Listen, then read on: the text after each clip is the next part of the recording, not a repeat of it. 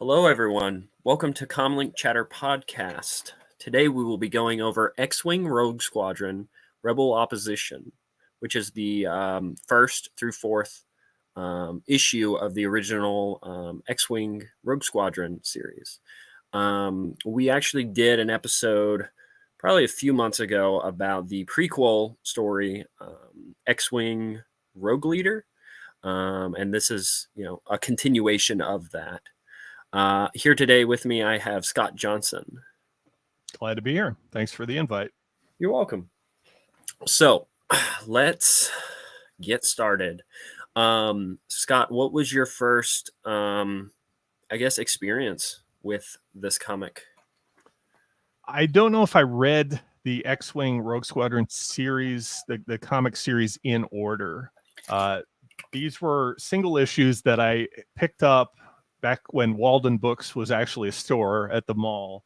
And I remember sometimes there was Crimson Empire, sometimes there was some of these early comics. And this comic series, X-Wing Rogue Squadron, is a weird one because it's not talked about all that much. Right. And it's from an era where there wasn't too many comics post Return of the Jedi. At that time, we really had Dark Empire, we had Crimson Empire, and we had Tales of the Jedi. There was a couple weird ones like River of Chaos, but again, that didn't occur after Return of the Jedi. And it wasn't until like 2006 where we got really mainline stories with Legacy post Return of the Jedi. And then you had multiple series going on with Dark Times, you had Knights of the Old Republic. But this was from an era where comics were special. When you actually saw them at the store, it was something you used all your lunch money or allowance money to go get. At least I did at the store. So I have fond memories of those, but I wasn't able to pick up all of them. So a lot of times for a lot of these story arcs, and I think there were 4-issue story arcs in pretty much all of these X-Wing series, but I'd get like 1 or 2, but I'd be missing one from the series. So I wouldn't get the full story until I actually got the trade paperback. And that was frustrating for this series as well, because in a lot of cases, it took up to 2 years to actually get a trade paperback for a lot of these story arcs. The Rebel Opposition was a story that was, the art isn't very great. This series sort of evolved as time went on, and the art got better, the story got better, but this almost feels like, in a way, a Marvel story arc. The art's very, very similar. It feels very old-timey, and they adapted certain things for the new EU at the time when it was sort of revamped in 1991. And there's references to like Truce at Pakora and references to the Thrawn trilogy all throughout this Rebel Opposition story arc. And we'll talk about that as we get to them. But it's almost like they took this story arc from like an old idea and then just adapted it along the way. And there's some internal continuity errors that I don't think you would necessarily catch the first time you read through this. But if you read through it again, you start to pick up on them. So it's a weird one. I like the story. I like the X-Wing Rogue Squadron series as a whole. I don't think it deserves all the hate it gets. It's not really talked about all that much, really. But despite how weird it is, I think it's worth a read, because I enjoy it, at least for what it is. Yes. So my first experience with the X-Wing series was, I knew about the novels. And I had went to, it was a toy store. It was like a vintage toy store. They had some toys that like I saw like whenever the prequels were coming out. They had some toys from like not the original Kenner stuff. There were some other things there. There was a bunch of Marvel, DC, all kinds of things there. Well, there was this little box on the ground, and I was like, oh, there's comic books. And I went and looked, and they had a lot of Star Wars in there. And this just down the road was a comic shop where I got into like Tales of the Jedi and I think like Knights of the Old Republic and like different different stories there, some of Republic and different things there. But I was like, oh man, I should have came here earlier, because they had the majority of the series. They did not have this one. This is actually the only X-wing story arc that I don't have in like trade or even a physical copy. And so they had like almost all of the other ones. And I think I only had to pick up 2 other ones, and I got those in the Epic collection. And then also Blood and Honor, I believe, which I think is probably the best one. But we'll get to that one whenever we get to that one.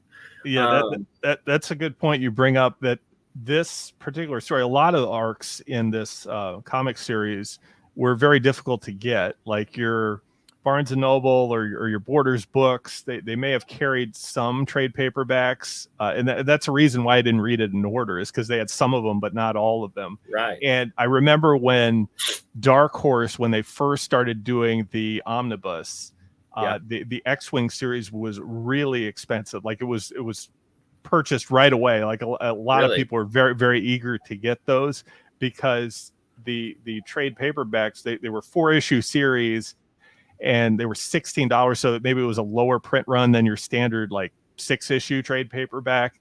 Right. It was just hard to collect. It was a series that was very hard to collect. It spanned, multiple years, started in 95, but then the trade paperbacks didn't finish coming out until like I think the end of 2000 with mandatory retirement. So it was just a pain to collect.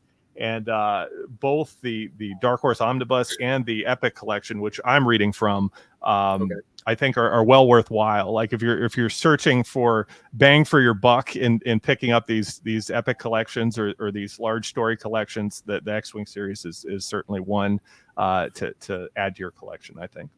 Yeah. Matt Wilkins says Dark Horse did a terrible job with their trades. Sounds like it. They're expensive now. Yeah, I don't think they printed enough. They overprinted like Dark Empire and Crimson Empire, some of the Tales of the Jedi ones, but not others. Like Barnes and Noble was stock full of those sometimes, but then other ones, you had to either order specialty, which was hard to do at that point. Like you could maybe do eBay, but eBay wasn't as widely used, and it was tough to get it from your library at that time. So it was a tough deal, man. Yeah. So like you were saying, these came out in 1995, and they were the authors were Michael Stagpole and Mike Baron. Some of the behind the scenes for it I find kind of interesting, because there's obviously the stuff that Michael Stagpole, the story he wanted to tell, but then I even forgot his name again.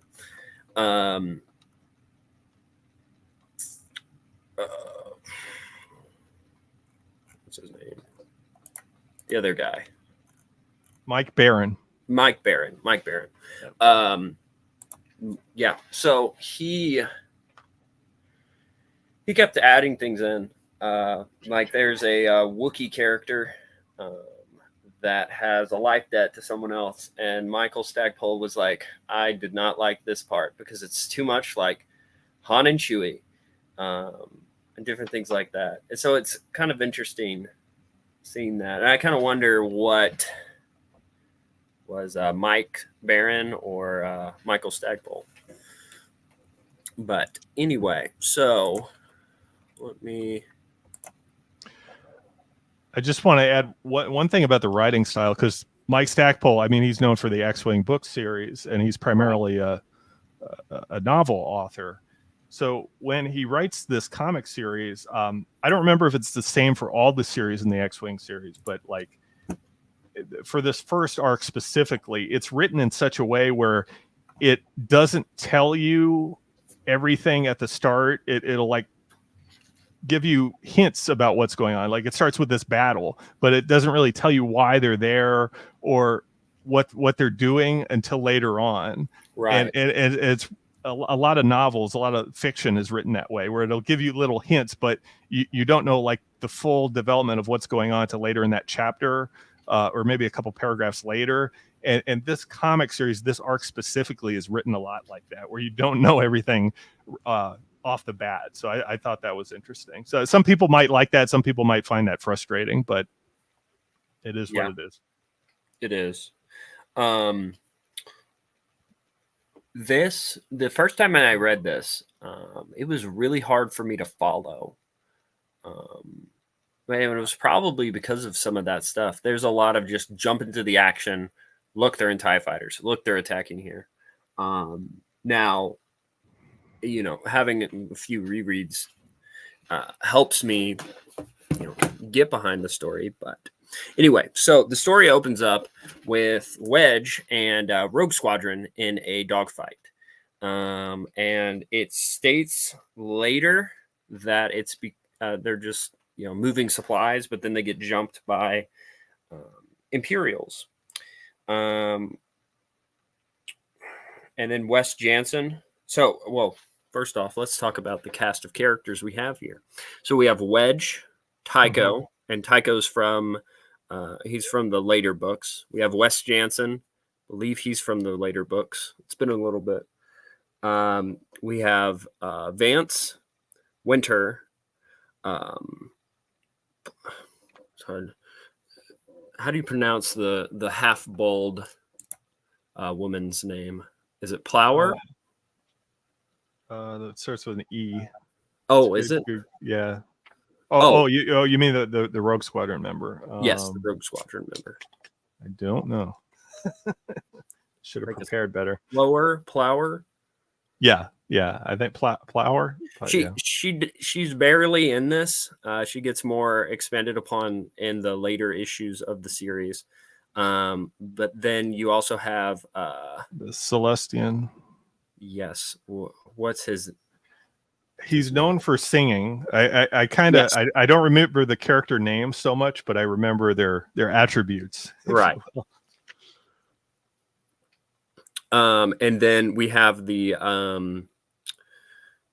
rogue character, the one that's not Imperial, but not Rogue Squadron. The guy in green. Yeah. Let's see. Should pull up Wikipedia. Yeah.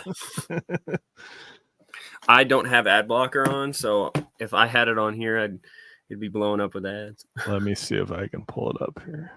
But while you're pulling that up, I'll go through the opening sequence here. Well, they're under attack by Imperials, and I believe it's Wes Jansen ends up getting shot, and then he ends up doing an emergency crash landing with, I believe it is, who's it that lands with him? Is it Tycho that lands with him? Yes, I think Tycho's assigned to go get him. Yes. If I remember right. So a couple things right off the bat. I noticed the male characters in the story, particularly the members of Rogue Squadron, they're all drawn pretty similar. They such are. That it's not exactly clear if it's Wedge or it's Wes. They're all kind of like brown hair, general male looking characters.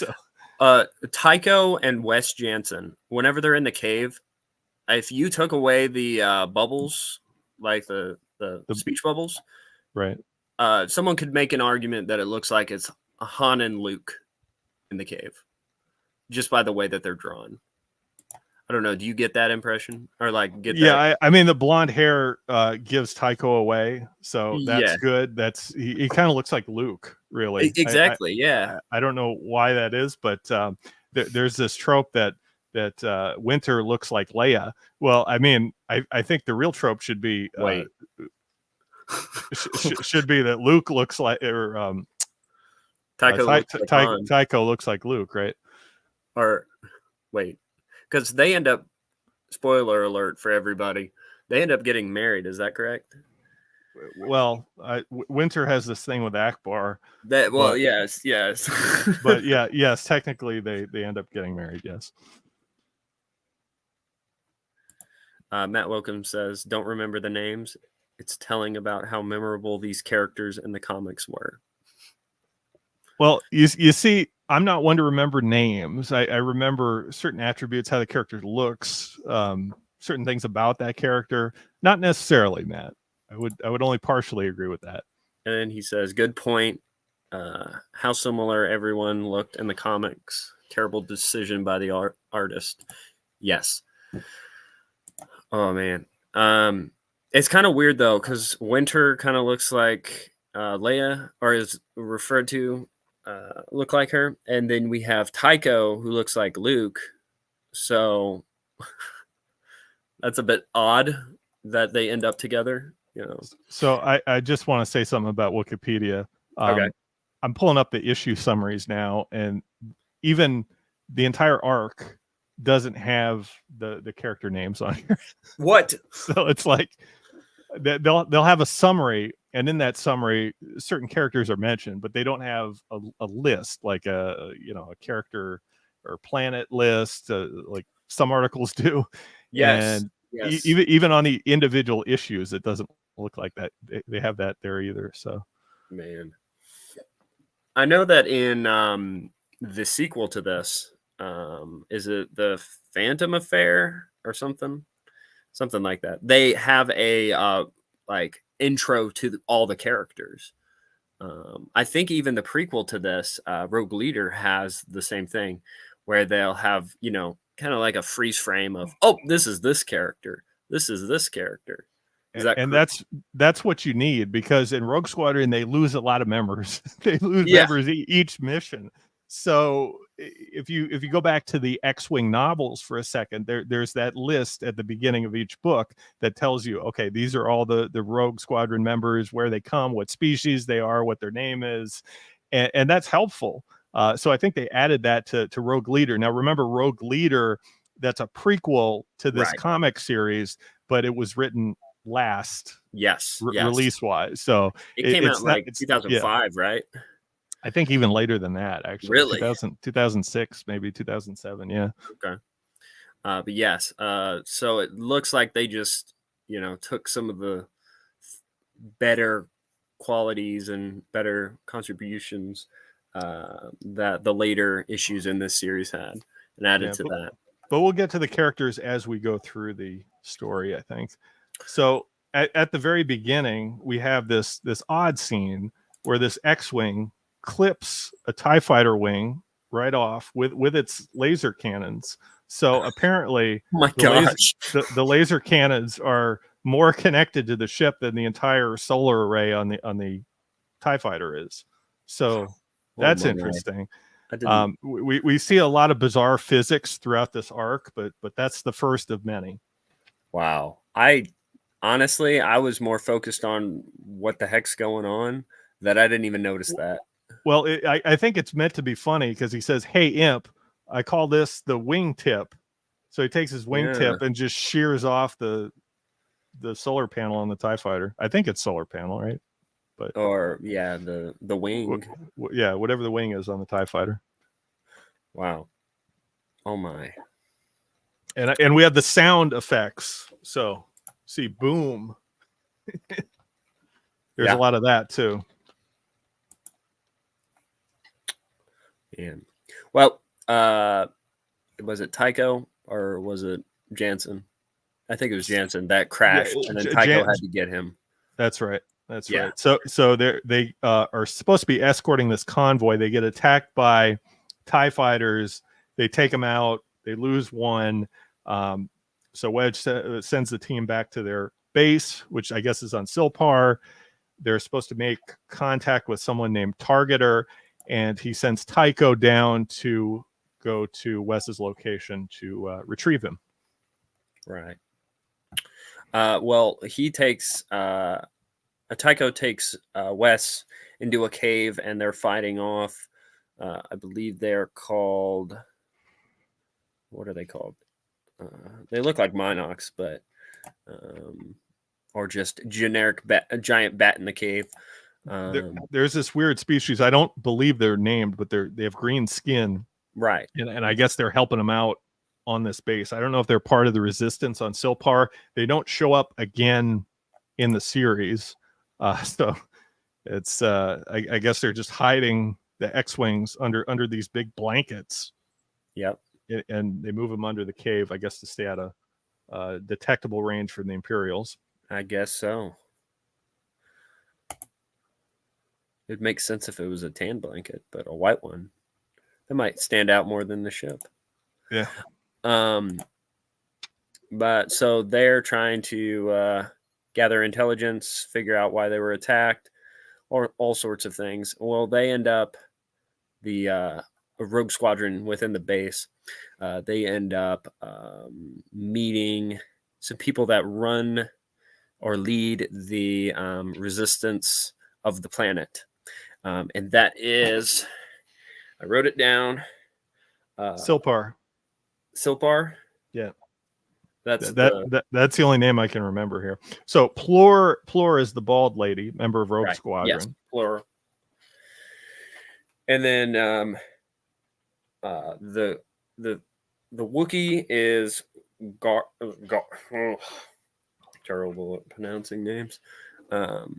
It's Groznik. Groznik. It's kind of like Grozny, which is in Chechnya, and I think there's some reference to like the style of the fighting to the Chechen War. It looks like a little bit there, because they have jeeps and stuff later on. Yeah, and there was a moment in this series that I was like, this looks like it's straight out of like, an Indiana Jones comic from Dark Horse, or a generic war, or like G.I. Joe. I was thinking G.I. Joe, yeah. Something. I've also been reading Indiana Jones here and there, so that's a bit fresh. And then we have the redhead. Of course, this is Dark Horse Star Wars. They need a redhead in all of the stories, because I think well, obviously, the Thrawn trilogy had one. We got Nomi Sunrider. We have the female character from Crimson Empire. Everyone, they need to have the redheads. Right. So just one point, just to back up a little, we have our first continuity error that I noticed when they go back to base there. So he says, "No way, I've flown with most of these pilots since Bakura." They're talking about if Tycho could be a traitor, right? Okay. So Tycho's actually in the Battle of Endor. I don't know if that was established back at this particular point, right? But Wes was in the Battle of Endor with Wedge and Tycho. So it's weird that he says Bakura when Endor is before Bakura. It's really since Endor. And then with Jansen, he flew with him at Hoth too. So. Yeah, I was going to say that. That's interesting that they put that there. So that's a bit of a continuity error, but I guess you could overlook that. So they're talking about where to find Targeter, and it's not clear who Targeter is for the reader until the very end, but you can sort of pick up on it. The next scene is the downed X-wing where Tycho finds Wes Jansen. He's complaining about a broken leg and a couple broken ribs, so he just pulls him out of the X-wing. The X-wing coincidentally blows up right after he pulls him out, so saved his life right there. And then they crawl over to this cave, which apparently has some wildlife right there, and he shoots a Minoc, which is a pretty good drawing, I guess. Yeah, pretty accurate to the EU, and lays him down there. Tries to get medical attention for him, and then we're transition back to the Rebel base there, where we're talking with Plur, and it looks like Wedge, although it doesn't. The drawing isn't immediately apparent that that's Wedge. Yeah, I mean, does that look like Wedge? Like an older version. Little bit inconsistent there. Yeah. Well, we're introduced to the other rebels, and they're going off to a destroyed city, and they're looking for. I think aren't they going to the redheads' home? That's correct. Is that right? Well, at first, what's her name? I wish I knew her name. Uh, it's like El Skull. El Skull. Skull. So that's the redhead. She Yeah. has this Wookiee. She has some independent guerrilla fighters as part of her team there, and she sneaks in to the New Republic base there. Yeah. And she initially says she doesn't fight. She fights against the Imperials and the rebels. Right. So she's not on either side, and they get caught off guard, and she obviously doesn't trust them. She pretty much takes them hostage, everybody in there, and they have these tank looking things, which are interesting. I don't remember seeing those before in the EU. The interior is very red, and we'll see that with the TIE fighters there as well. So they go through this sort of destroyed city, and she tells that the local Moff, right? Baron Taskell. Baron Taskell was responsible for that city being destroyed. Yes. And some guys hung by a lamppost there. Yeah. Pretty graphic. And there's some birds, landing on top. I guess they're thinking of picking at them there. And those are pretty graphic scene in the there. Cave. Is that right?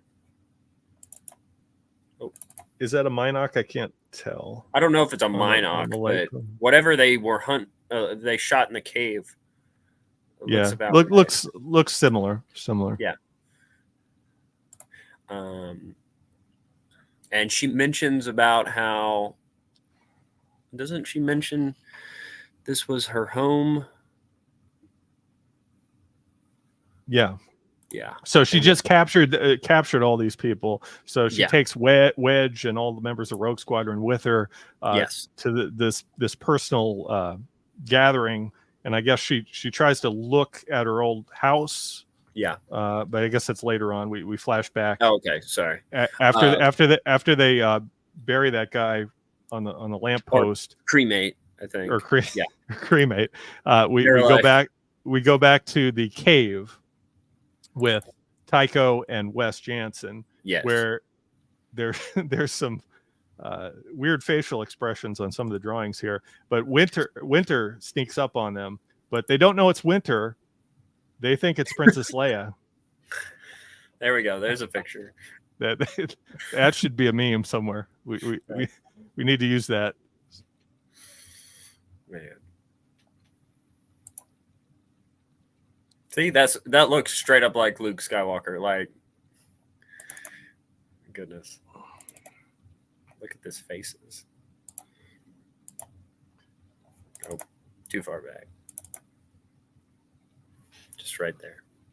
So this is the second instance where a woman sneaks up on our male protagonist team here and makes them look like idiots, pretty much. You're right. That kind of. To have that happen once, okay, I could let that slide. But to have that happen twice and make Tycho and Wes kind of look like a fool. I mean, they completely demasculized Wes here. You know, he's complaining about a broken leg and ribs, and that he needs food, and that he's hallucinating. Not the best characterization, I would say. Well, I mean, if your face looks like this, you just got something's got to be wrong.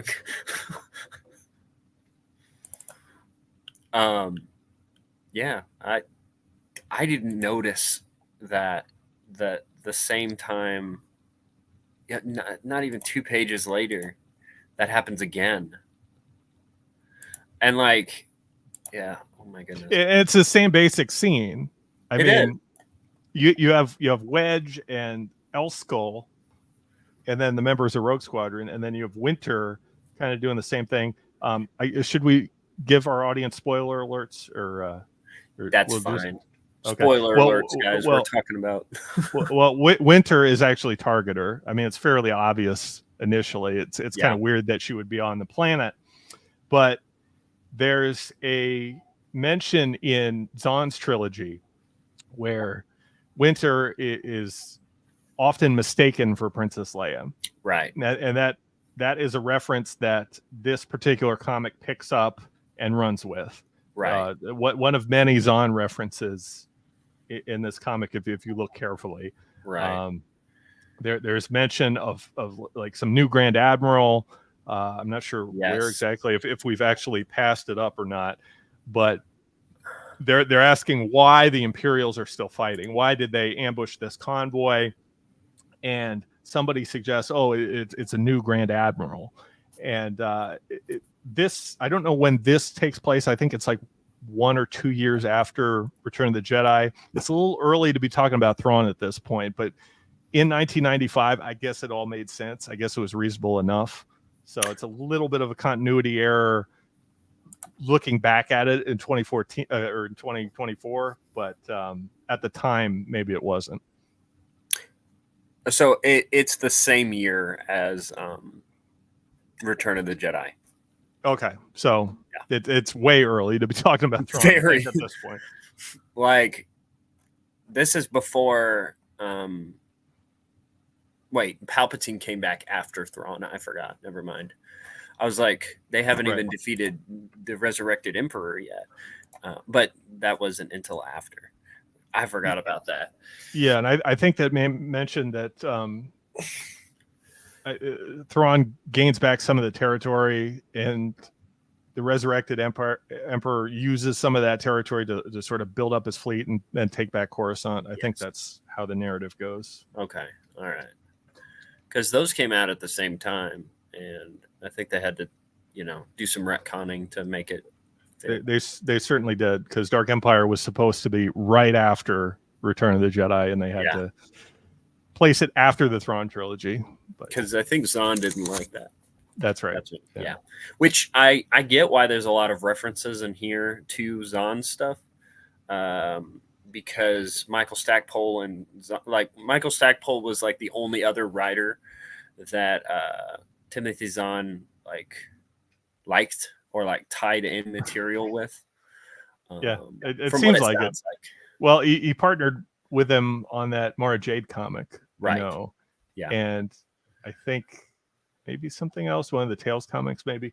But he was one of the ones that got along with Zahn, I guess. Mm-hmm. All right. Going back here, we cut back to here's what it is. The redhead, what's her name again? Elskull. Elskull is at her house, or her parents' house, and she is talking to Wedge, and it cuts. And she explains, her relationship with the Wookiee and just some of the stuff going on here. So her husband was killed by the Moff or the Moff's men, and but before he died, obviously he saved this Wookiee. So Groznik, the Wookiee, has a life debt to her husband. And then when her husband died fighting against the Moff, the Wookiee transferred his life debt to Elskull there. I believe that's how it works. And we get a little flashback scene. Yes. I think it's on the next arc where we see how her husband dies. I guess he gets shot, strafed with an Imperial shuttle of all things. Right. And here. Groznik takes this rock and just chucks it at a shuttle. Destroys the wing, so he's got some arm strength there for sure. I couldn't imagine if Groznik would what he would do against the moon that Chewbacca had to fight against. Yeah, I mean he could just push the moon back. I'm sure that's true. He could. So the physics in this book, I mean that's the second point where this is highly questionable. We also get an interesting reference where Wedge talks about his past a little bit. Yes. And talks about his assault on the Death Star. Right. And we see that Lando Calrissian gets credit for the destruction of the Death Star. Right. And I guess Wedge gets an assist. Yeah. So in the X-Wing novel, it's pretty clear that he has a Death Star emblem for the Death Star kill on his X-Wing. He has two of them, right? Because he was at Yavin and at Endor. So I don't know if you get that just for being in that battle, or if you actually get it for the kill. But wouldn't who is it? Jansen? Wes Jansen was Tycho was there too. Yeah, I mean, wouldn't everybody get a Death Star in their fuselage? Right, and wasn't Tycho? He was one of the ships that went in with them. Wasn't that right? That's right. Yeah. And he was the one that ended up leading some of the ties out. Mm-hmm. But yeah, I don't know.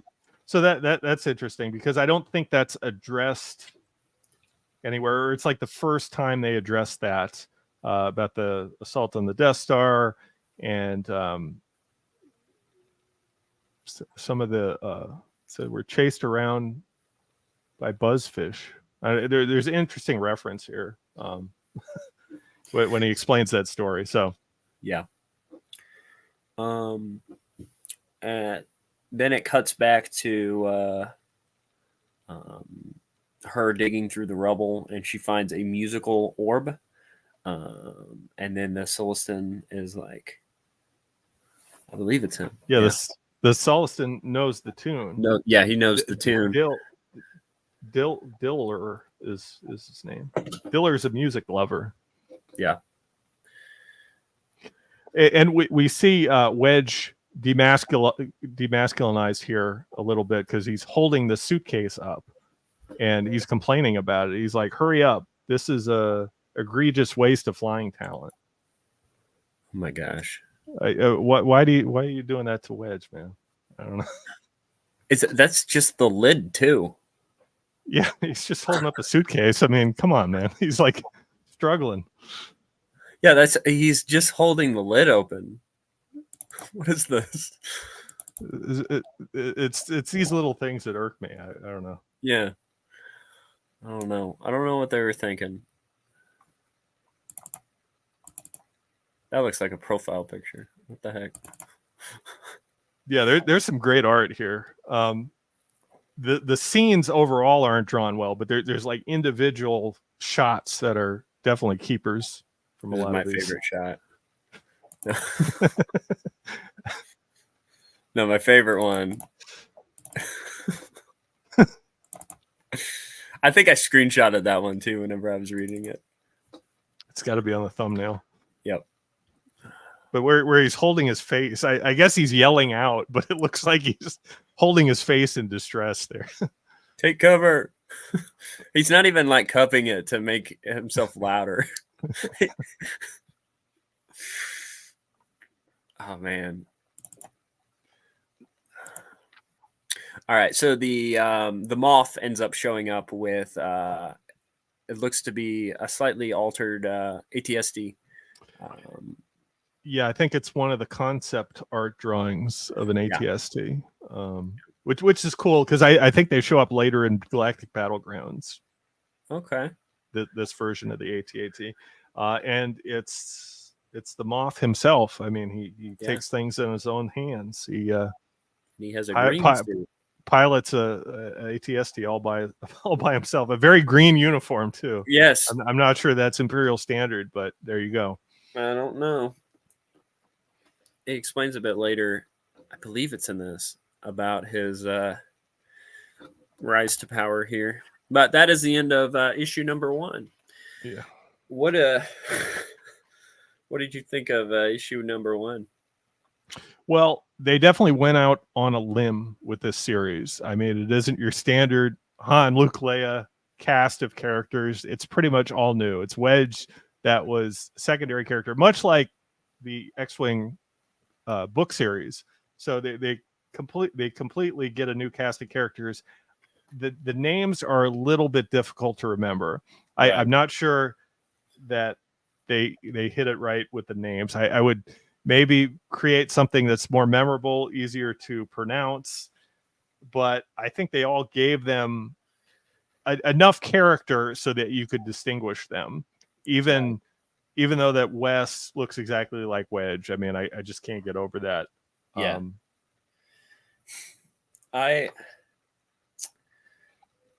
I think they definitely improved themselves in later issues about the introduction to the characters. They'll have them say a line, and then it'll have a note under it that says the character's name. I don't like that they don't have that for this one, and I feel like the setup and the context was not delivered very well. I don't know. I don't have the single issues, but does it have it in the trade? I Like think an opening crawl. No, it doesn't have an opening crawl. It just has the cover art, which is very good. I think Dave Dorman did the cover art for this series. Oh yeah, I'd say cover art for these are fantastic. Yeah, very very iconic. I mean, this one of Wedge. I mean, that's fantastic. Yeah, let me pull that up. Oh no, there we go. That's great. I put that on my wall. Yeah, I mean, that could be a full poster. Right. Get that signed by Dave Dorman. Yep.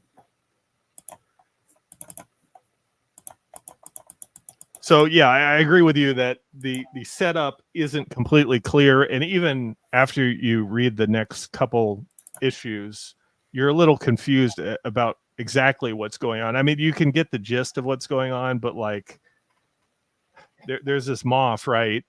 I'm skipping ahead a little bit, but eventually there'll be a governor that they talk about, and the governor's different than the Moff. He looks different, and then I think he's in issue 3, and then back to issue 4, you have the Moff again. It's not the governor. The governor's not talked about ever again. So yeah, it's almost like they wrote these issues simultaneously. Like different people wrote these issues simultaneously and tried to coordinate it, but it didn't quite work. It's very odd. I think someone else likely wrote issue 3. I don't think it was Michael Stackpole. I think you're right. I think Michael Stackpole has name credit on all of them, so that's probably because he was sitting with them.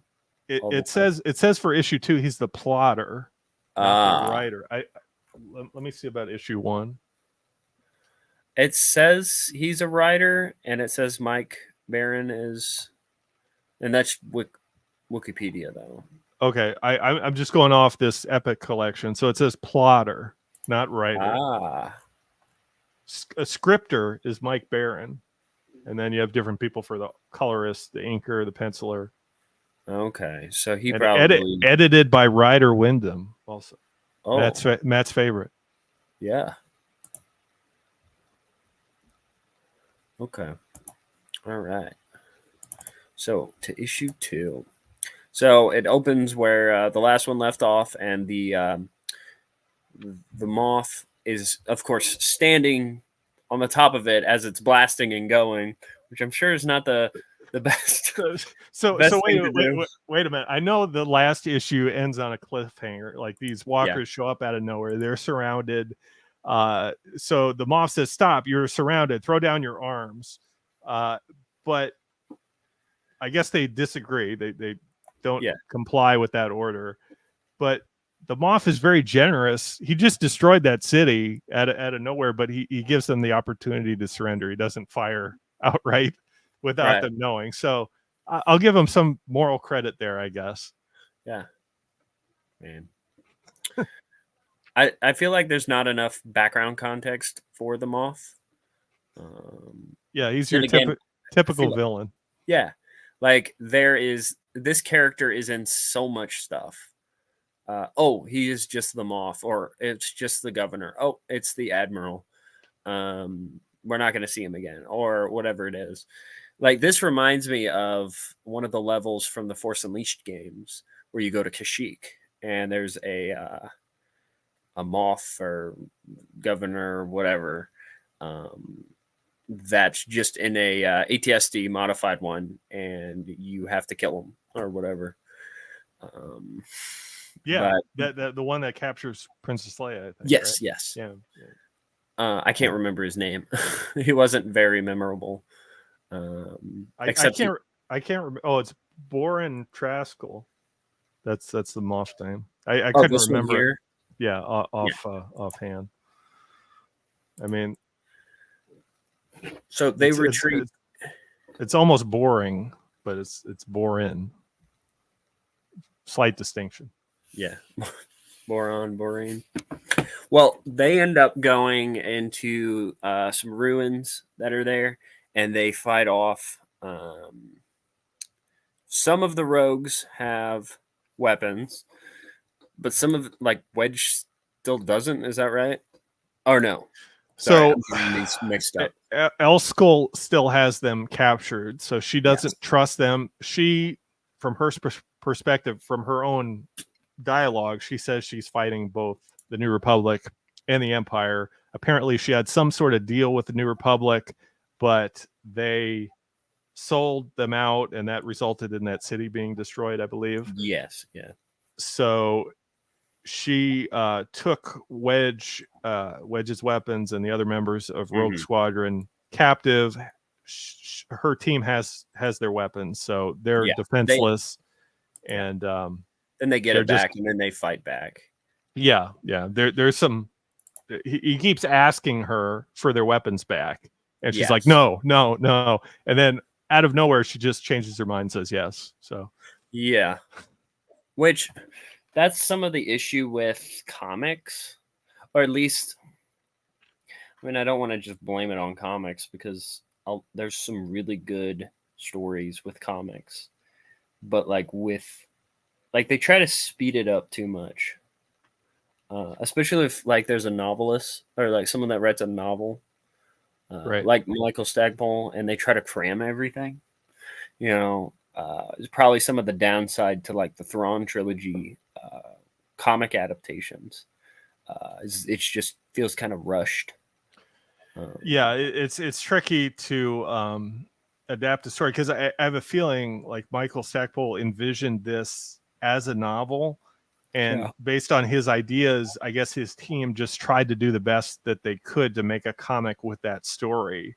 Yeah. And you really see it here, where they're running away from the ATST, from the Moff there, and they go to these ruins, and they're like describing that if this war should end, that they should like investigate these native ruins, like they have historical value or something. Yeah. So I would guess that maybe Stackpole wrote a lot of description for like where they are and the historical ruins and that, but they just have to like talk about them rather than put a narrative box in there. I think they could have done a narrative box, just something short and quick, but there's not a lot of narration at all in any of these issues. Like like there's so much narration in the Marvel comics, it's almost like a novel, right? But then in this, it's just like, let's describe everything.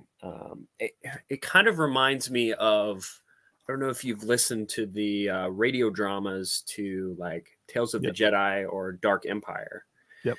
But they use a lot of dialogue narration, because there's really no narration in the book or in the audiobooks. But they'll take the narration from the comic books and then reword them into dialogue for the characters. So the dialogue is different, or there's more added dialogue in the audio drama than in the actual book. And it can come off a little odd sometimes. And like, this is a case where they just put it in there to put it in there, I guess. And I feel like there's not a whole lot of benefit to that. Yeah. They're just trying to be consistent with the other form of media. But in this case, there's no other form of media. So it's okay if you miss some of it. But I know what you're talking about with the audio dramas. I remember specifically in the first Dark Forces one, Soldier for the Empire, when Mon Mothma is talking to Kyle Katarn about the Danuta base and the layout of where the Death Star plans are and everything. Kyle just goes and says, "Yeah, I see a lake, I see a building, I see a church." Oh, and it's kind of weird. And he says that in the audio drama, and you're like, okay, here they're just trying to be truthful to the original novella, but I mean, come on, man. It's too like much. it's okay. Yeah, Because they don't want to have narration there or inner thoughts, right. Which is kind of a downside to those, but I don't know. It kind of adds some charm to it, maybe. I don't know. Yeah. Okay. So moving on, issue 2, we get our next physics debacle here, where I guess they're getting hit by the ATST, the top of this native building, which looks like stone to me. It takes a direct hit from the ATST, doesn't break it or anything, doesn't turn it to rubble. I mean, they just destroyed a modern city, Right. no problem. But this native ruin structure, whatever that is, temple, They don't build it like they used to. right? Apparently, I don't know what it's built of, but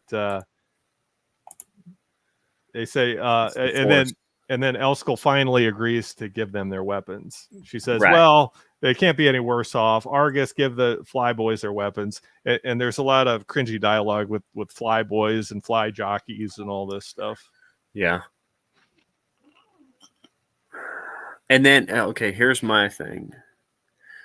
All right, so you've got the bullets or the blast from the ATSTs that are not damaging this place at all. But then I was about to say this is Tycho, but this isn't Tycho. This is somebody else. Who is this? That looks like Tycho. That's after they get their weapons back. That's two panels later. Two panels later. So at the very top of that, she agrees to give them their weapons back. The one on your top left there, that one. Yeah. No, the one above it. Sorry. Yep, that one. Yes.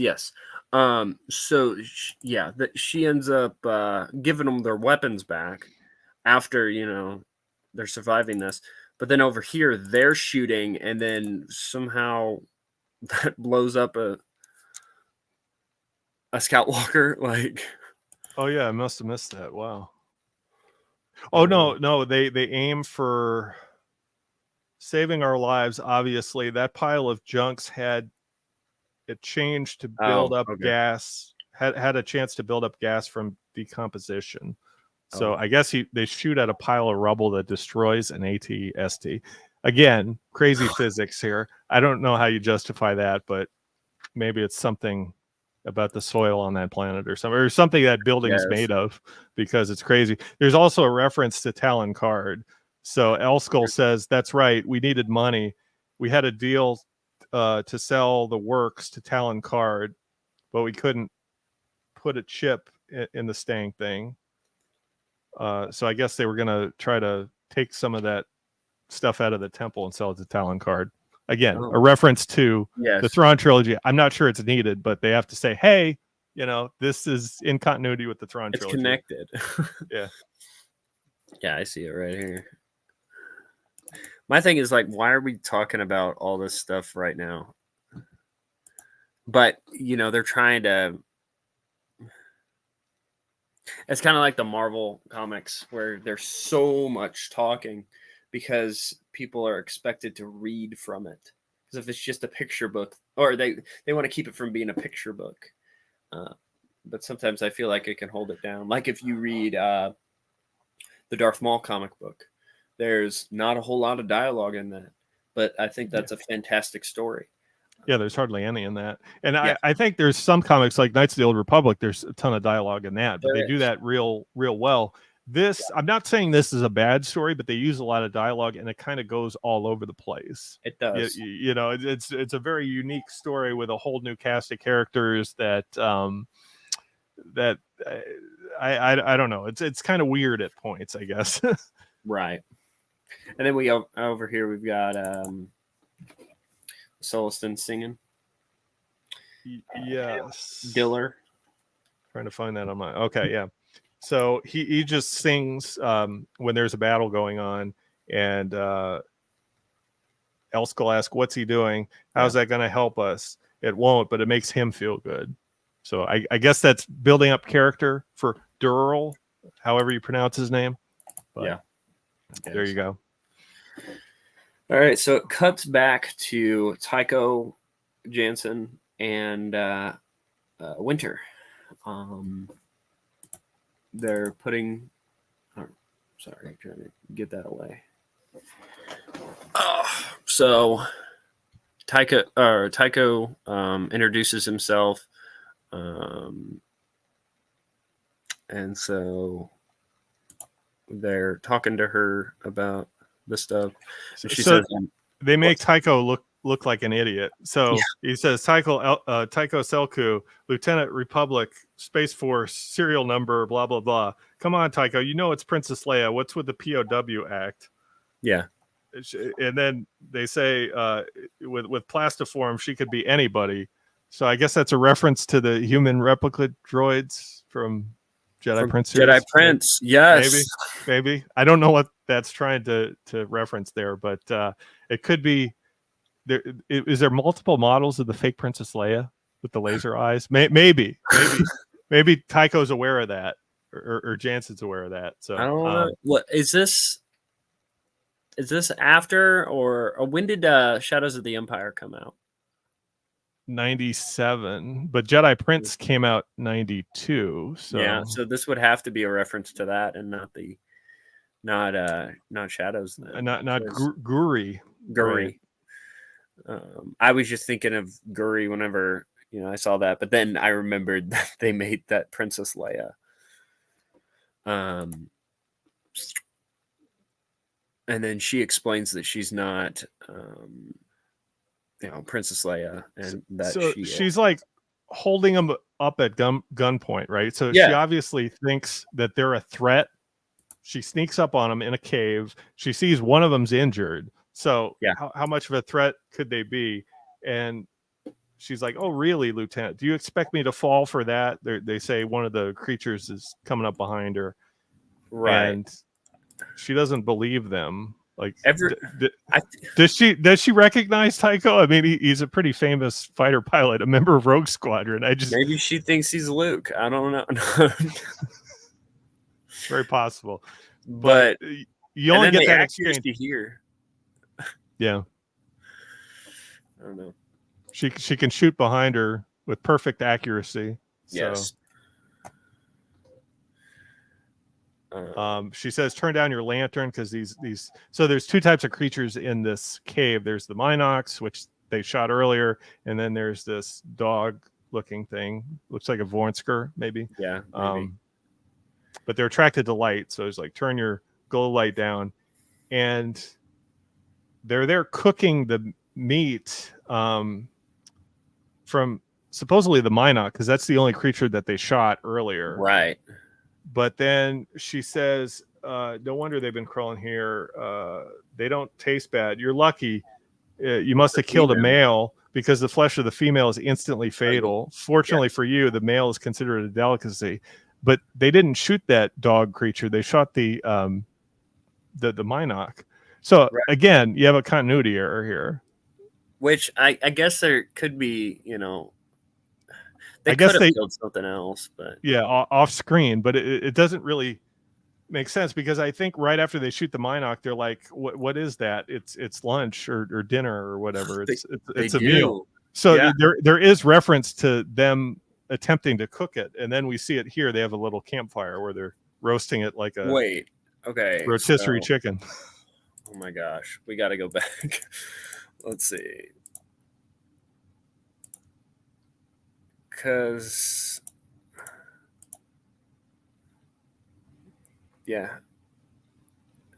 might be dinner. Let's cook it and see how it smells. Right. And then not too long. Okay, wait. Here's another thing. Okay, no, it's still on there. Okay, I was like, oh my gosh, go away. Stop it. He's haunting me. Wes Jansen's haunting. No. But yeah, that's crazy. Okay.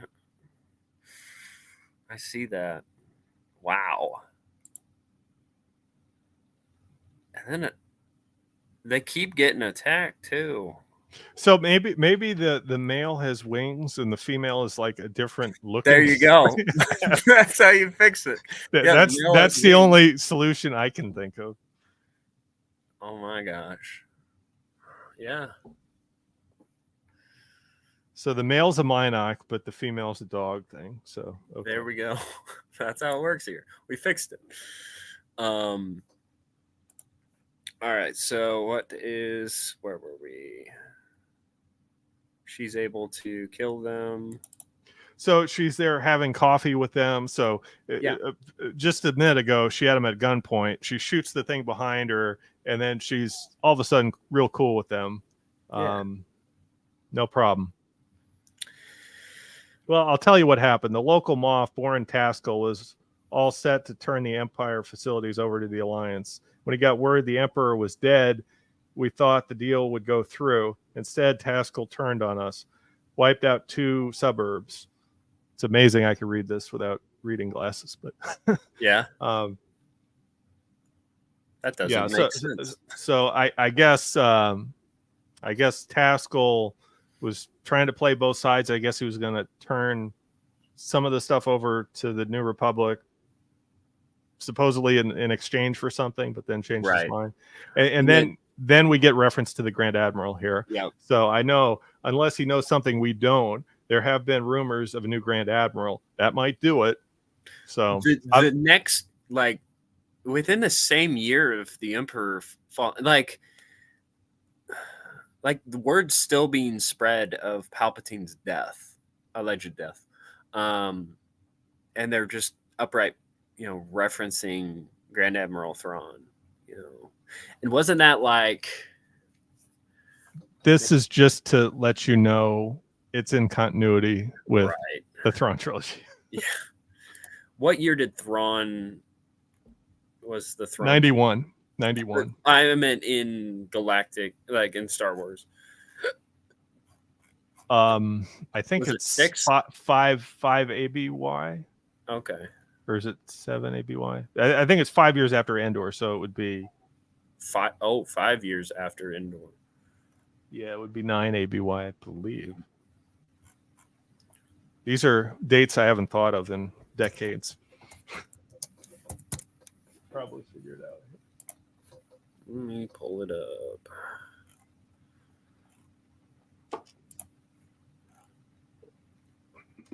Yeah, 9 ABY. So 8 years ahead, there's rumors of a Grand Admiral. Oh, wait, no. Not 8 years. Sorry. 5 years. This is 4. Yeah. That's 9. Yeah. My bad. Yeah. So I'm not sure what they were thinking about there, but obviously there was hardly any content at this point. So I'm not sure it was the fault of this particular comic. It's just in retrospect, obviously it doesn't make sense. Yeah. But yeah, she just... Why did they draw that cup of coffee like a lightsaber? Goodness. Doesn't she throw that at one of the... Oh, I guess that's in the next panel. I think so. Yeah, she throws it at it. She's just sipping and pours it on it. It's just animal. Then it runs away.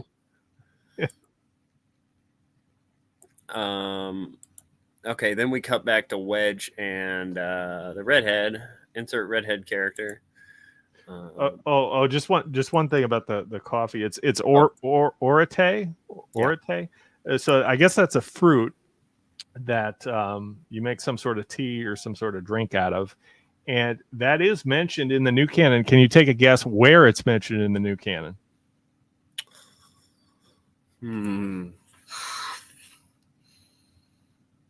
Is it in like one of the Galaxy's Edge material? It would be Aftermath.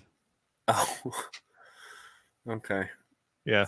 So whoever was doing the research for Aftermath, I'm not sure it was Wendig. I don't think somebody had the foresight to read this and tell them to use that. So I mean, they were thinking in some form or fashion with that book, which is more than I could imagine after reading it. But okay. There you go. Oh man, the infamous Aftermath trilogy, which I think I have them all in hardcover, which I'm like, oh my gosh, they're in a box somewhere. They're not on my Star Wars shelf. I mean, you couldn't give those away, so I don't think so. you Which go. they were given to me, so yeah. My grandpa, I think he read them and he was like, "Here." And I think back whenever the last of those books came out, I think I read Empire's End. You know, the ripoff name from the actual Empire's End. I think I read that in like 2 days. I was proud of myself. I was like, yes. There was only one redeeming thing about that, and I think it was in the second book. They talked a little bit about this was in Blade Squadron too, and I think it was kind of a crossover reference to Blade Squadron. But they talked about how the New Republic liberated some of the shipyards. I believe it was Kuat or Fondor, I forget. But it talked about the battle of that, and we never got that in story form in the expanded universe. It was always in one of those reference guides or something. I got told you like high level. Oh yeah, the New Republic took these planets, but it would have been interesting to have a little bit of a story there. And Blade Squadron, I think it was Blade Squadron 1 and 2 are expanded universe, and the third one isn't, something like that. Because I think the third one is their time on Jakku, right? Which I'm sure it's probably contradicted by now, but yeah, whenever I get done reading, all the short stories and novels of the EU, I kind of want to go through and look at the contradicted or like the no longer canon stories that have just been ran through and forgotten to see if they could fit. But that's a long way away. But anyway, I could see them referencing, this tea and stuff at like Galaxy's Edge. That's why I thought maybe it was something like that. I don't know how much of it is them coming up with their own stuff or even taking it from here. I don't know. Never been. Yeah, I haven't either. Don't really plan on it. But if I'm at Disney, I'd go. Yeah. But, yeah. All right. So they get out of the cave, I guess, here, and there's some shooting off in the distance. That's Wedge. And oh, it's Elsko. Oh, okay. They did a switch up on me. I was like, what's going on there? That. Yep.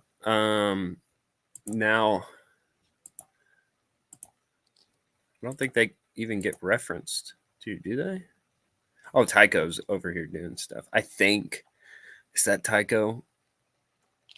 Yeah, it is. And I think they tell him, like, we have a back when they're in the cave, they have a uniform, a captain's uniform. So she sends Tycho out to get help, I guess. And they do that in the form of a disguise. Yeah. And Tycho has to just walk through the city. There's some battles, some X-Wing battles versus ATSTs there, and some of the Moff's troops get fried there. And we see the Wookiee just swinging from the trees there in that panel there. Yeah. Like Tarzan. He's played by Shia LaBeouf from even before then. No, before then, that's where they got this from. Yeah. So they're west of Kedan, the Rogue Squadron base, and they're talking about Targeter. So we were sent here to pick up supplies from the Resistance and to escort them to Merlist. Our contact is a local named Targeter. We never heard from her. She was supposed to set up our base. Instead, we had to set it up ourselves. Well, I thought they had help from the species with the green skin that aren't mentioned again. Wait, for Is this Wedge talking? Yeah, that's Wedge talking. Yeah, For someone that he's in says different that clothing. for someone that says that he didn't get credit for the Death Star, he's just sure not giving credit to those like green alien dudes for helping them set up their base.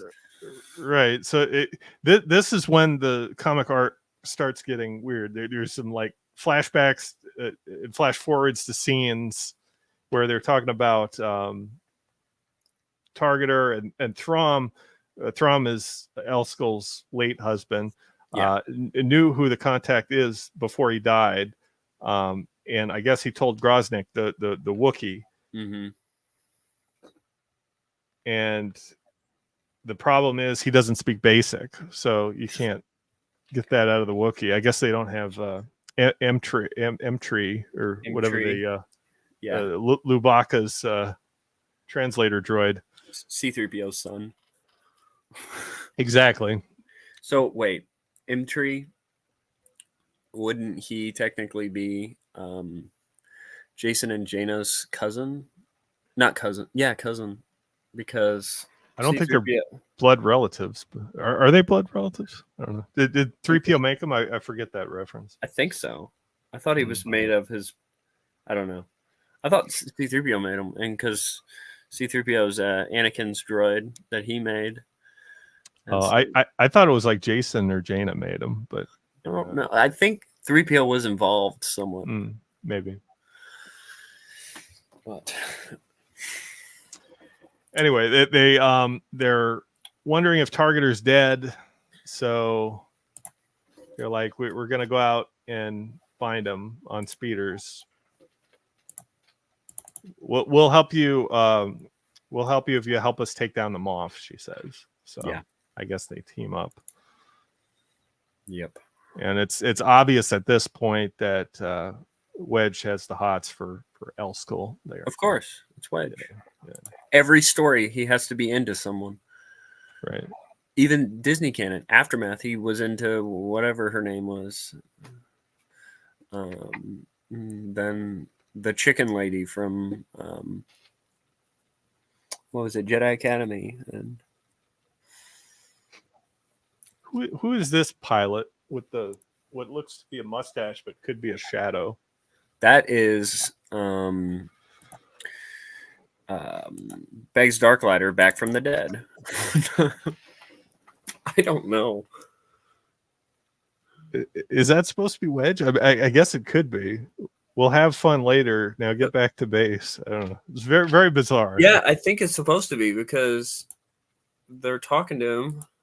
Okay. Does look like a mustache.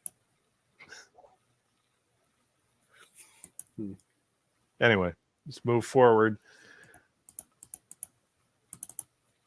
So they go back to the ruins for some reason.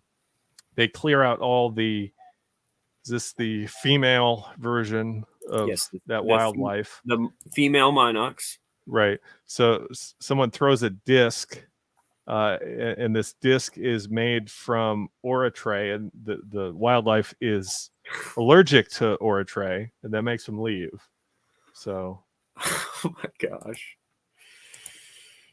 Even though they were in this ruin the other day, is that right? Or is this a I'm not sure if it's the same one specifically, but forget why they're on here. I just read this a couple days ago, but I don't remember. Here's my issue with this. I'll have free time to read these, and then I end up not doing the podcast whenever I think I am. Right. And then I forget. Right. We'll get better. The quality of these will get better the more people we have on stream, and the more we do it. So of course. And then I mean, that really goes to show how memorable some of this stuff is. You know, if you can't remember something from reading it a week ago, then was it really that good? Was it really that interesting? You know, sorry, my Discords. Brennan's gonna come on, it looks like. Anyway, just tell him the link's still up. or I can tell him.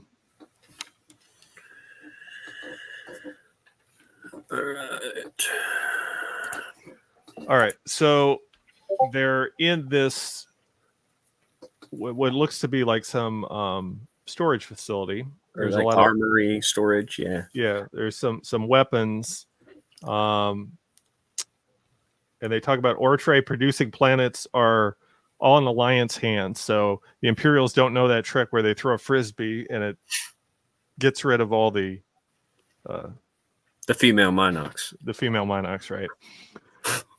Anyway, he says there's enough ordnance here to take out a whole planet. Wait, Groznyk senses something worse than Ronks. That's what they're called, the female Minox at Ronks. Okay. Do you really know? You really don't know a thing about Silpar, do you, Grosner?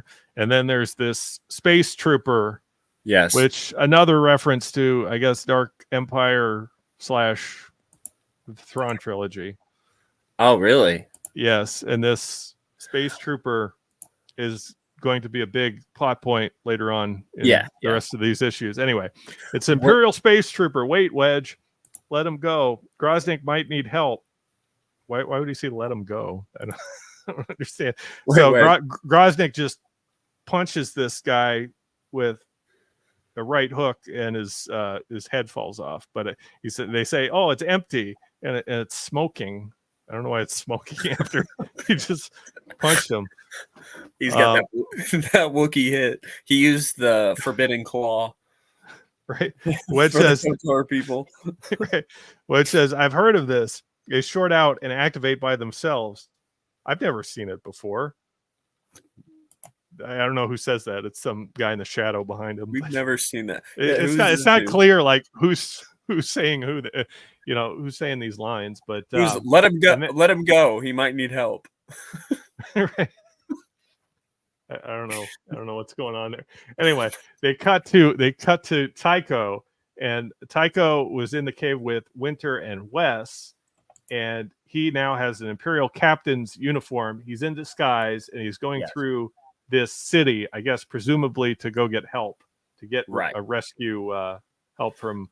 I don't know if he knows where Wedge is, but I guess roughly he can figure it out. Anyway. So he goes through the city. They're selling certain wares, and they try to get him to buy something there. He says, "Officer, did you get them? Get who? The rebels, of course. That's why you're here, isn't it?" "I don't know why I'm here. my orders are to report to the local garrison. I misjudged fuel and had to set down in the forest west of here. If you'd be so kind to direct me to the pilot's quarters." "Sure, straight down the street. You can't miss it." Okay, so the guy's nice enough to get him directions, and I feel like I missed a panel there.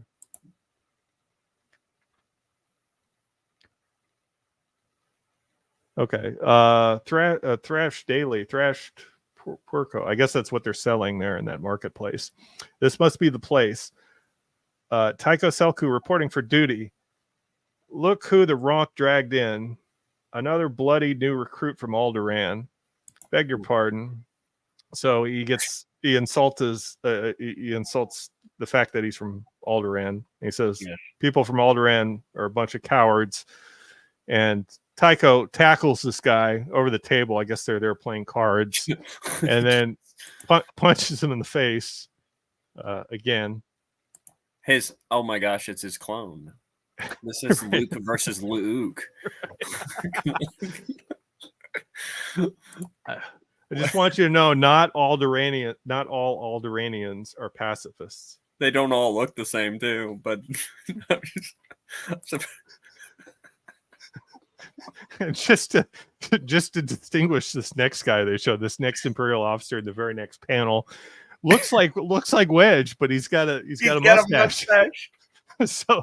Like, that's the only distinguishing factor. I mean, if you remove that, you'd think you were dealing with Wedge there. Oh my gosh. I mean, imagine if they, at the end, he tore it off. I wish my camera was on to see the gist.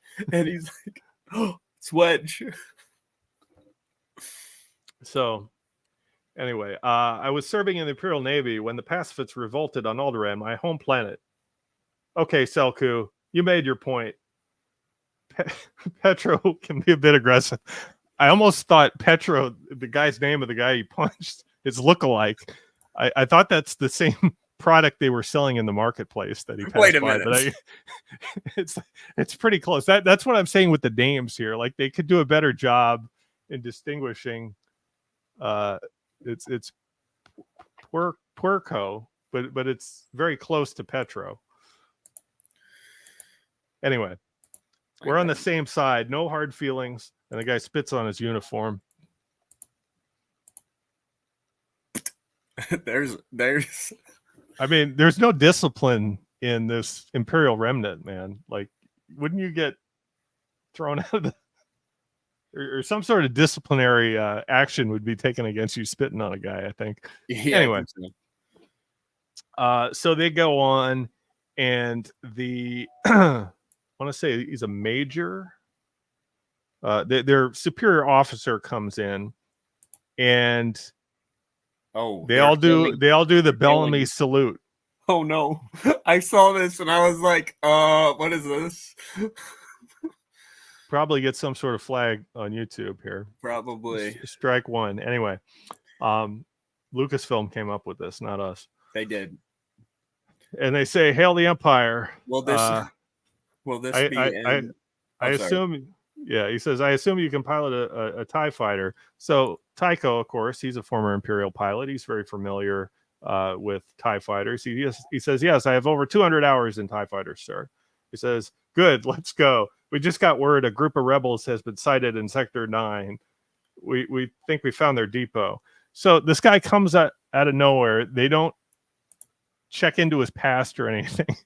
He just says, "Yeah, we'll just get you in a TIE fighter. You say you can fly. Come on in." Don't they give him like an elite TIE fighter too? No, I guess the major. This guy. This guy's Major Grode. Major Grode. Yeah, the bald guy. He's the one with it. Yeah. So he has an experimental TIE fighter looking thing, very prototype looking, and they talk about this isn't the first time they just grab Tycho out of nowhere and put him in a TIE fighter. Right. But I'm just going to give you the dialogue here. They say, "Cuggle, give him Finn's helmet." "Who's Finn?" "Killed 2 days ago in a skirmish with rebel bandits. Laser blast went right through his thorax. All we found was his head and his feet. The helmet wasn't scratched." So, like, his thorax, is he a Killick or is he a Verpine? I don't know where they get this these references. Anyway, they picture Finn from the sequels dying in the TIE fighder. Yeah, is it Finn Galdrifan from Invasion or Finn from the sequels? I don't know, but they're just giving him any old equipment they can gather. Remember, this is the same year as Return of the Jedi, so like the Imperials shouldn't be in that much disarray in terms of having equipment. They'll be flaunting, like not reusing, or like they. I don't know. I mean, you wouldn't tell the guy was vaporized by a laser blast. Why are you bringing that up? Like this is that person that's like too much detail. Yeah.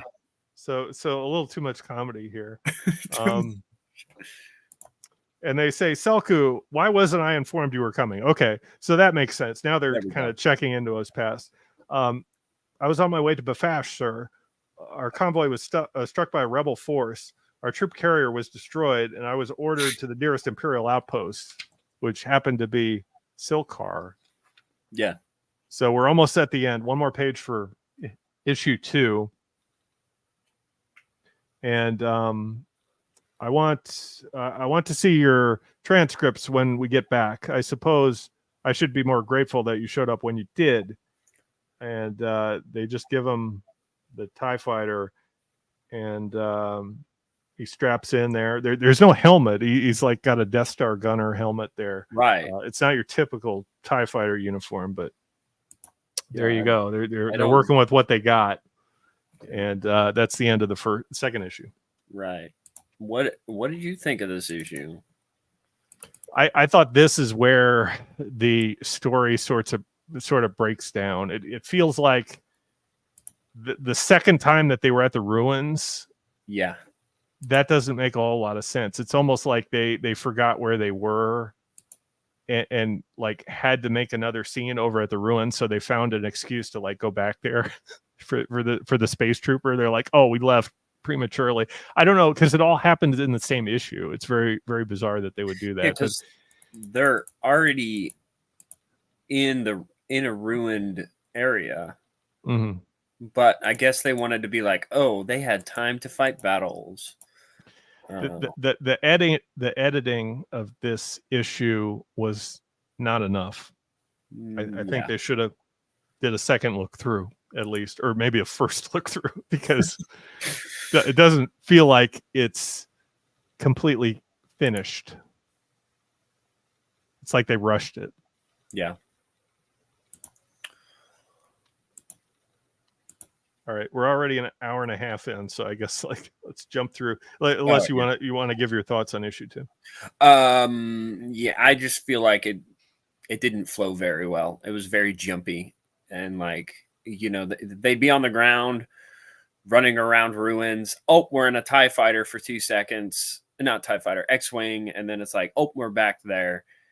And they just believe Tycho. And it's, I don't know. Mm-hmm. I have a feeling like if you read this the first time through, you wouldn't catch everything that was wrong with it.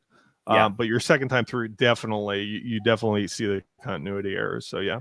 Yeah. Like, I didn't know why I had trouble getting through these whenever I first did. Like, I would rank this series very low on like comic book ongoing series.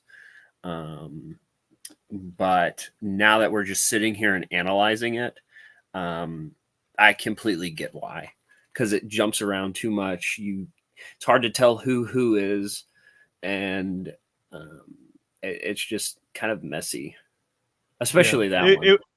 It would be fun. Like for me, I was very young when I read this, and there's a lot of action. There's a lot of drawings of TIE fighters and a lot of different fight scenes. I think if you weren't thinking about it super closely, you'd have fun with it. But obviously, like for a more mature adult reader, it's probably not very highly rated.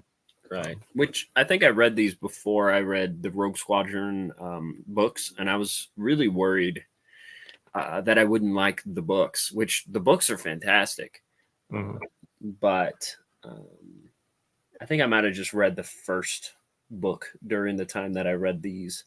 Then I'm like, all right, let me keep going. So, but I enjoyed the books. There was a lot of talk back in the day that if they were to make a Star Wars TV series, they could do well by adapting the Rogue Squadron books to a TV series. I don't know if that would work, because you see how the comics turned out, in a visual form. I think those novels work very well because there's a lot of internal dialogue. They go into like Corran Horn's motivations and like his thoughts, and I think that makes the book work a little bit better, at least the whole series. So I think that they could make something work from it. Yeah, I don't know if it obviously wouldn't be as good as the books. I feel like if you take something longer and trim it down, it ruins the quality of it.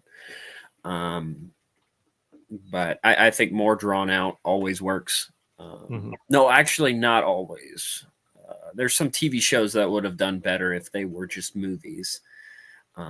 But if you get like the details, the inner thoughts, I feel like if that makes the book great, then it would just, like, I'm reading Lord of the Rings right now. Oh my gosh. So much better than the movies. The movies are pretty good, but so much. It's great. Yeah. Another example would be like Revenge of the Sith. Like the book just does so much better because it can tell you things that the movie would struggle to communicate to you. Unless you want Anakin narrating throughout the movie. Yeah, it would be very difficult to get inside of his head the way the novel does. So right. Yeah. Anyway, issue 3. So it starts out. Tycho is in a TIE fighter. He's with Major Grode and Crimson Squadron, I believe they're called, and they're going to be attacking the rebels with that TIE fighter squadron, and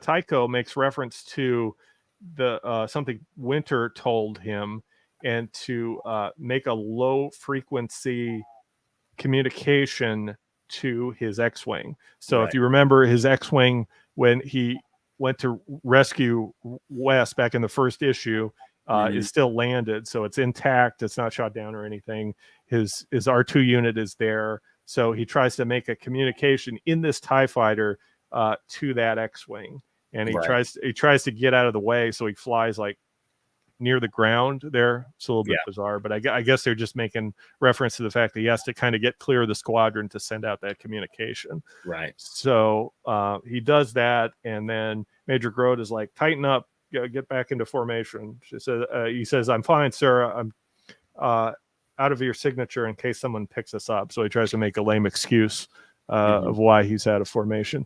So then we get a cutaway deep in the Silpar jungle. Tycho's abandoned X-wing. We get narration. Hey, they can do it.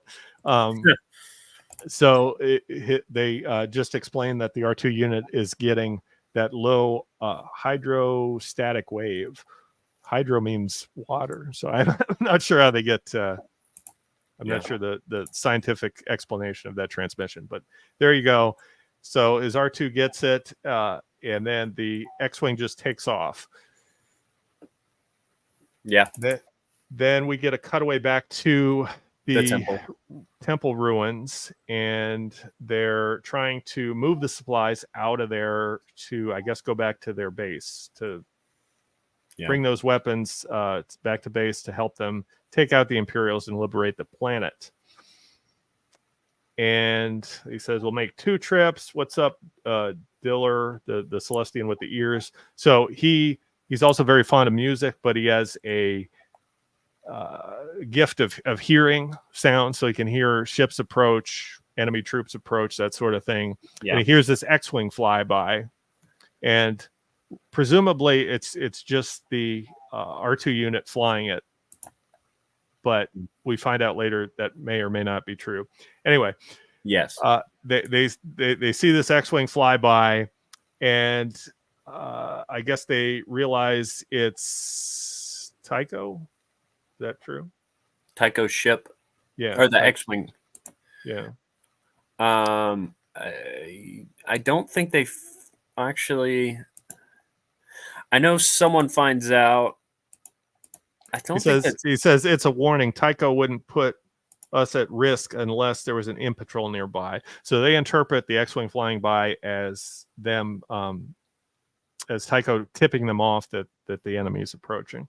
So yeah. Anyway, they're right, because Crimson Squadron's on the way, and which is, I hear TIE fighters. So we see Major Gronks.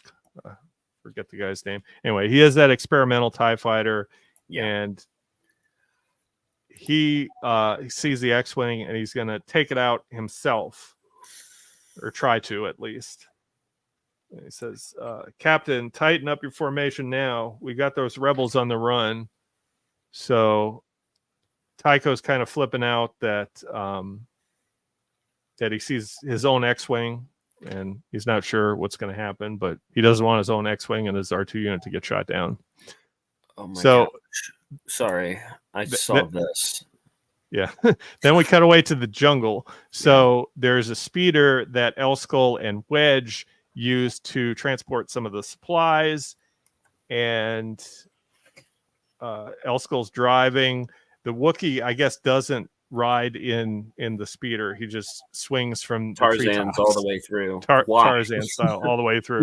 He has to destroy the TIE fighters that have very weak wings. Yes, by throwing rocks, and in this case, he just swings a stick, Yeah. like a baseball bat, and just tears right through the TIE fighter wing. My question is, if he was fighting against the Moon and Simpadol, he would have picked up a stick and just hit it back at the Yuuzhan Vong and saved the day. That's what would have happened. Yep. Oh man. Anyway, so the TIE fighter gets destroyed. I guess there's a couple more following them. So they go through this jungle. They're almost through, and Wedge is having a fit. Like he's really worried. Yeah. And Elskull's just like, chill out and relax, enjoy the ride. So again, we get more decharacterization of Wedge. And then as they get out of the forest, there's one of Elskull's sentinels there with a rifle of some sort. I guess it's a grenade launcher or something that would take out a starship. And they take out the last TIE fighter that way. Yep. And so they get off.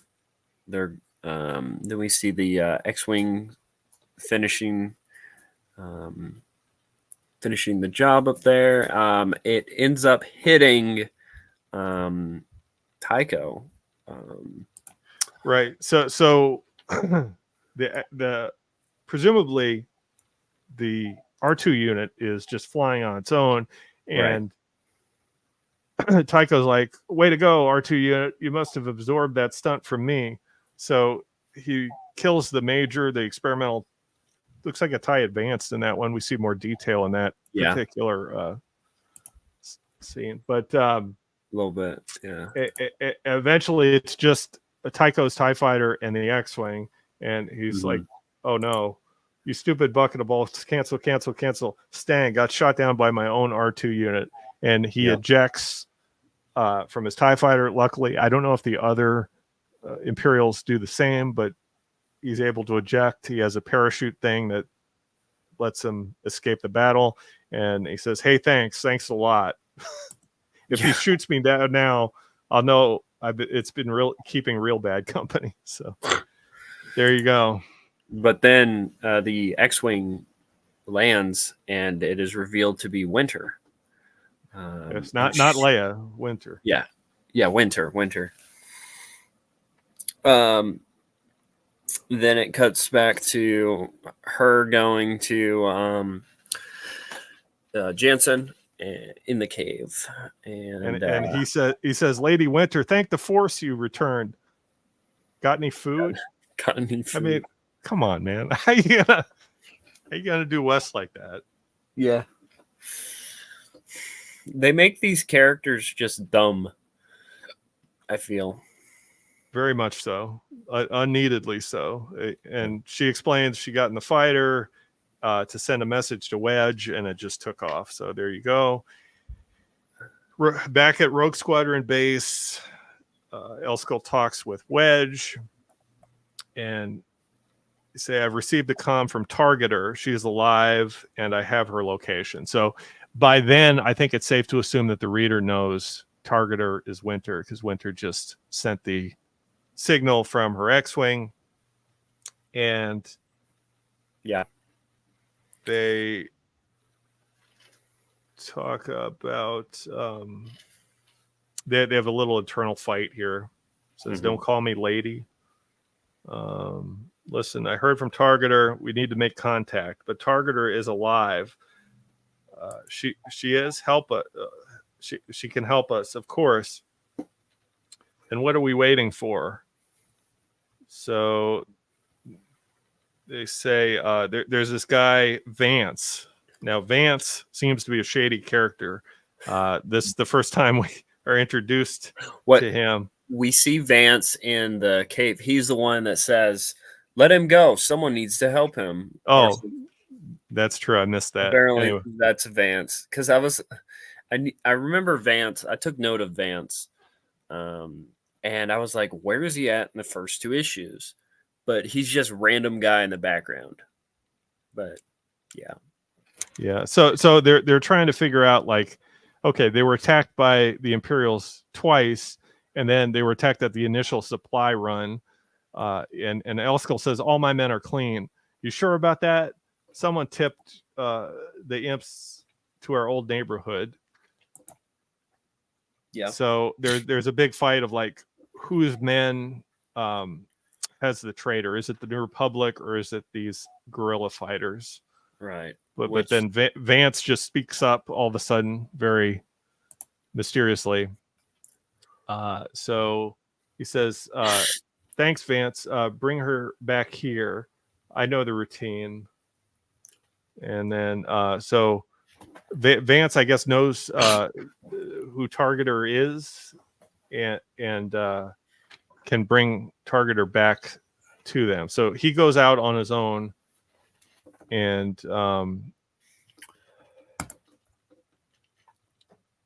he goes by himself, apparently. He goes back to the ruins and sees this. Oh no, that's again that's Tycho. Is that? Yeah. Okay. So Tycho got shot down. He finds his way to the ruins. Yes. And finds this space trooper and finds a sleeping Ronk, I believe it is. Nice Ronk, and kind of tickles its tummy there. Then he throws this disc. So apparently he's aware of that way to get them out too. Even though he wasn't with the group that did it initially. I think he was. He was. Oh, he was? Yeah, because he was that Oh wait, that's Wedge. Because he's got brown hair there. And that Wait, this is where he throws the disc. He's got brown hair. Is that Wedge? No, this is Vance. Oh, there you go. Okay. Yeah, so Vance he leaves and then he comes to get the armor. And Tycho's still in there. Yeah, it's throwing me off because they're both wearing green. Yeah. And then Tycho starts thinking about Winter and Alderaan and so they take the space trooper thing on the shuttle. More on that later. Yeah. And the surprise tool that can help us later.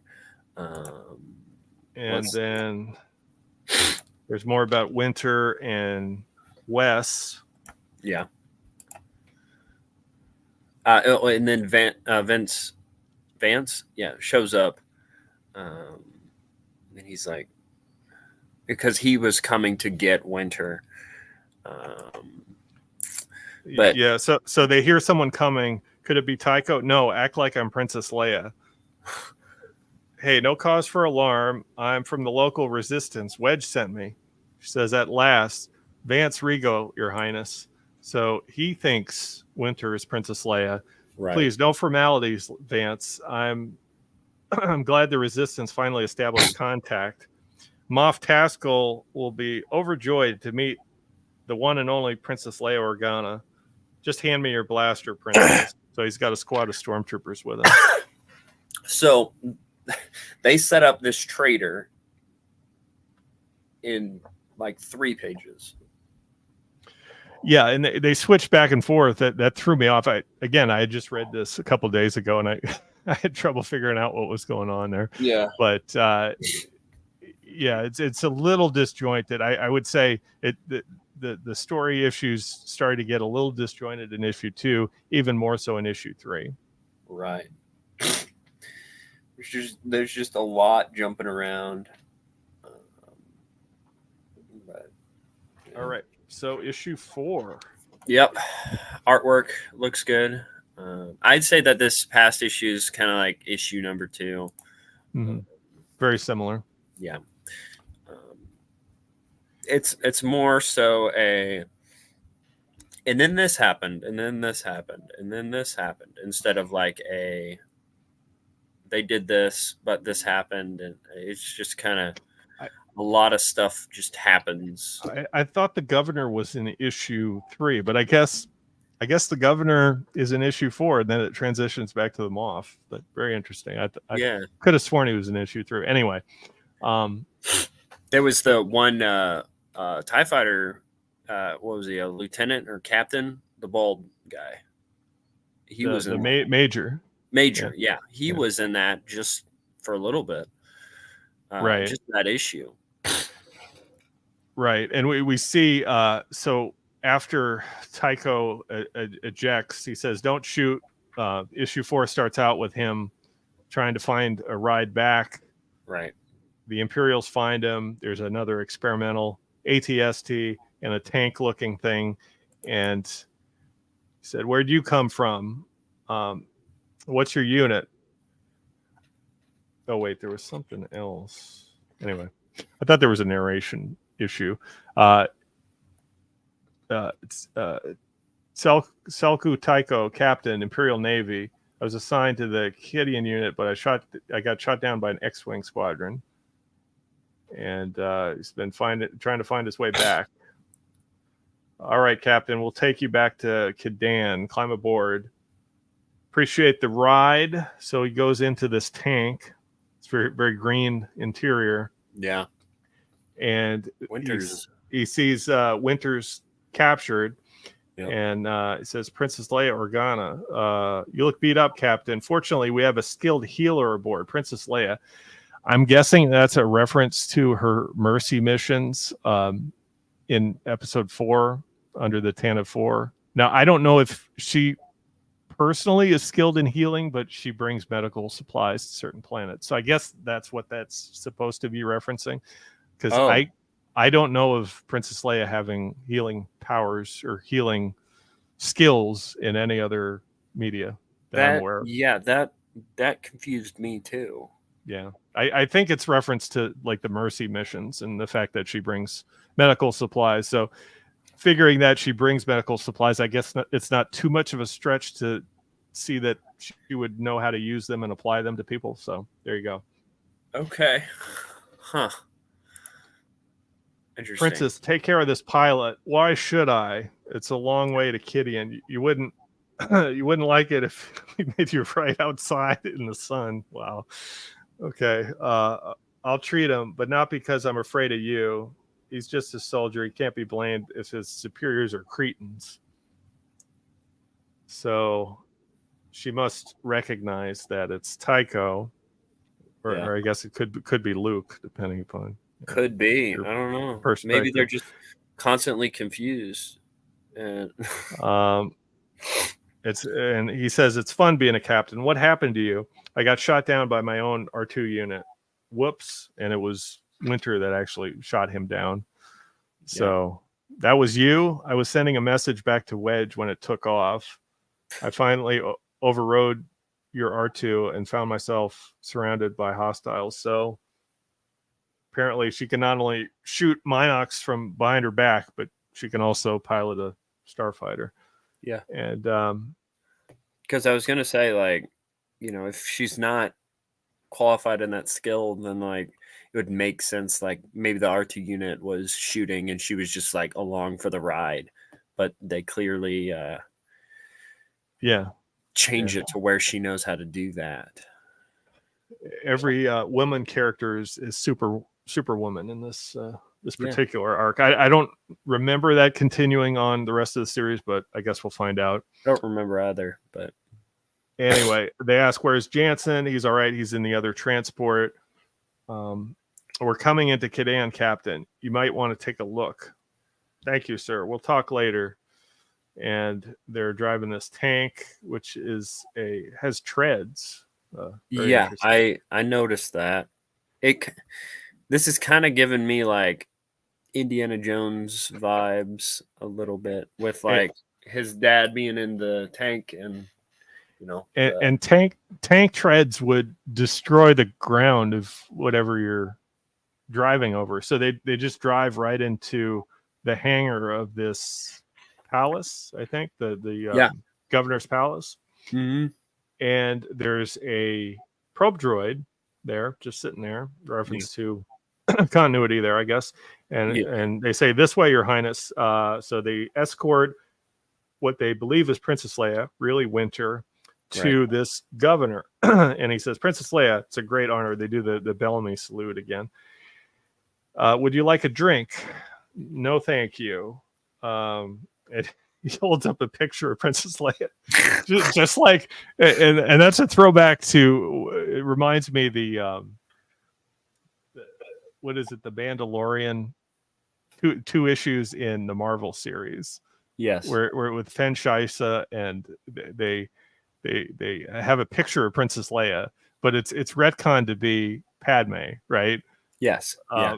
The picture kind of looks like that. Palpatine holding it up like he's pointing at it or whatever it is. Yeah, it's not very good quality, but yeah, I guess it's a match. I mean, her hairstyle isn't the donut hairstyle, but close enough, I guess.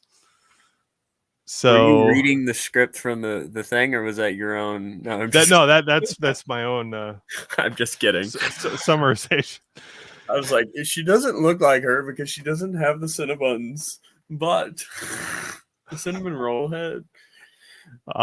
Anyway, this governor is not very smart. He's says yes, but once you hear my plan, you'll realize how brilliant it is. You'll want to fit in. So I guess he's trying to win her over there. The New Republic is dying, Highness, and she gets nice quarters there, nice bed to sleep in there, and then somebody arrives with a dress. The Governor Norquist. So it's like Grover Norquist, but it says Governor Norquist wants you to wear this. Get out, she says. So, and this guy, this Governor Norquist, is completely different than the Moff. Yes, could have just been the Moff. Yeah, could have well been the Moff. Why do we have this dude? I don't know, but he is quite a character. He's got a monkey lizard that's riding a unicycle. In the next arc. I don't think you're there yet. Right. Yeah, there you are. That's it. Now you're putting on a show, and he's like juggling there. So he's juggling eggs, and he throws one at his face. It breaks. He's got egg on his face there. Yeah. And then you guys act as if you've never seen a woman before. I don't think they were looking at her. So she just kind of walks out there. This guy's like paying attention to the juggling act, and she assumes they're looking at her in the dress. Okay, maybe.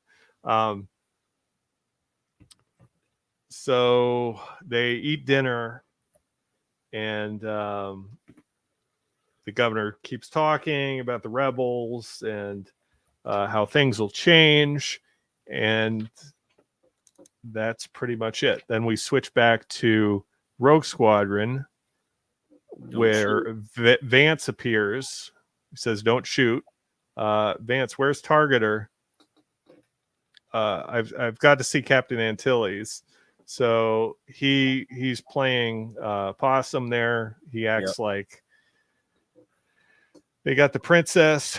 Who's got the princess? Now Wedge knows it's not really Princess Leia. So by this point, he knows Vance. Wedge different again.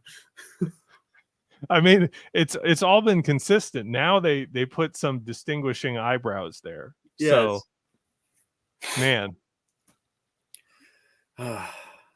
that's crazy. And there's a medical droid there. I guess Vance cut his forehead. And did you see who downed the pilot? Or did you see this downed pilot? Scrawny little sucker with Alderaanian accent. Height, weight, color. Color. What? I don't know why they have to go there, but I mean, maybe it was the green guys from earlier. That's the only different colored. I mean, they say he's Alderaanian, so like they're all human on Alderaan. Well, yeah, that's true. Anyway, excuse me, Captain Antilles. The Imperials captured Princess Leia. Who cares about the imp fighter? We've got to reach her. So Wedge just kind of goes along with it. Says, why are you suddenly so enthusiastic? So it's obvious Wedge knows he's a traitor, but he kind of lets him go anyway. I'm not real clear on why he decided to do that. But I don't know. There you go. You know something I don't know. Come on, spill it. You know who it is, don't you? Not a clue. I mean, he obviously knows. Let's go. Vance is right. We've got to save Princess Leia before the imps move off the planet. So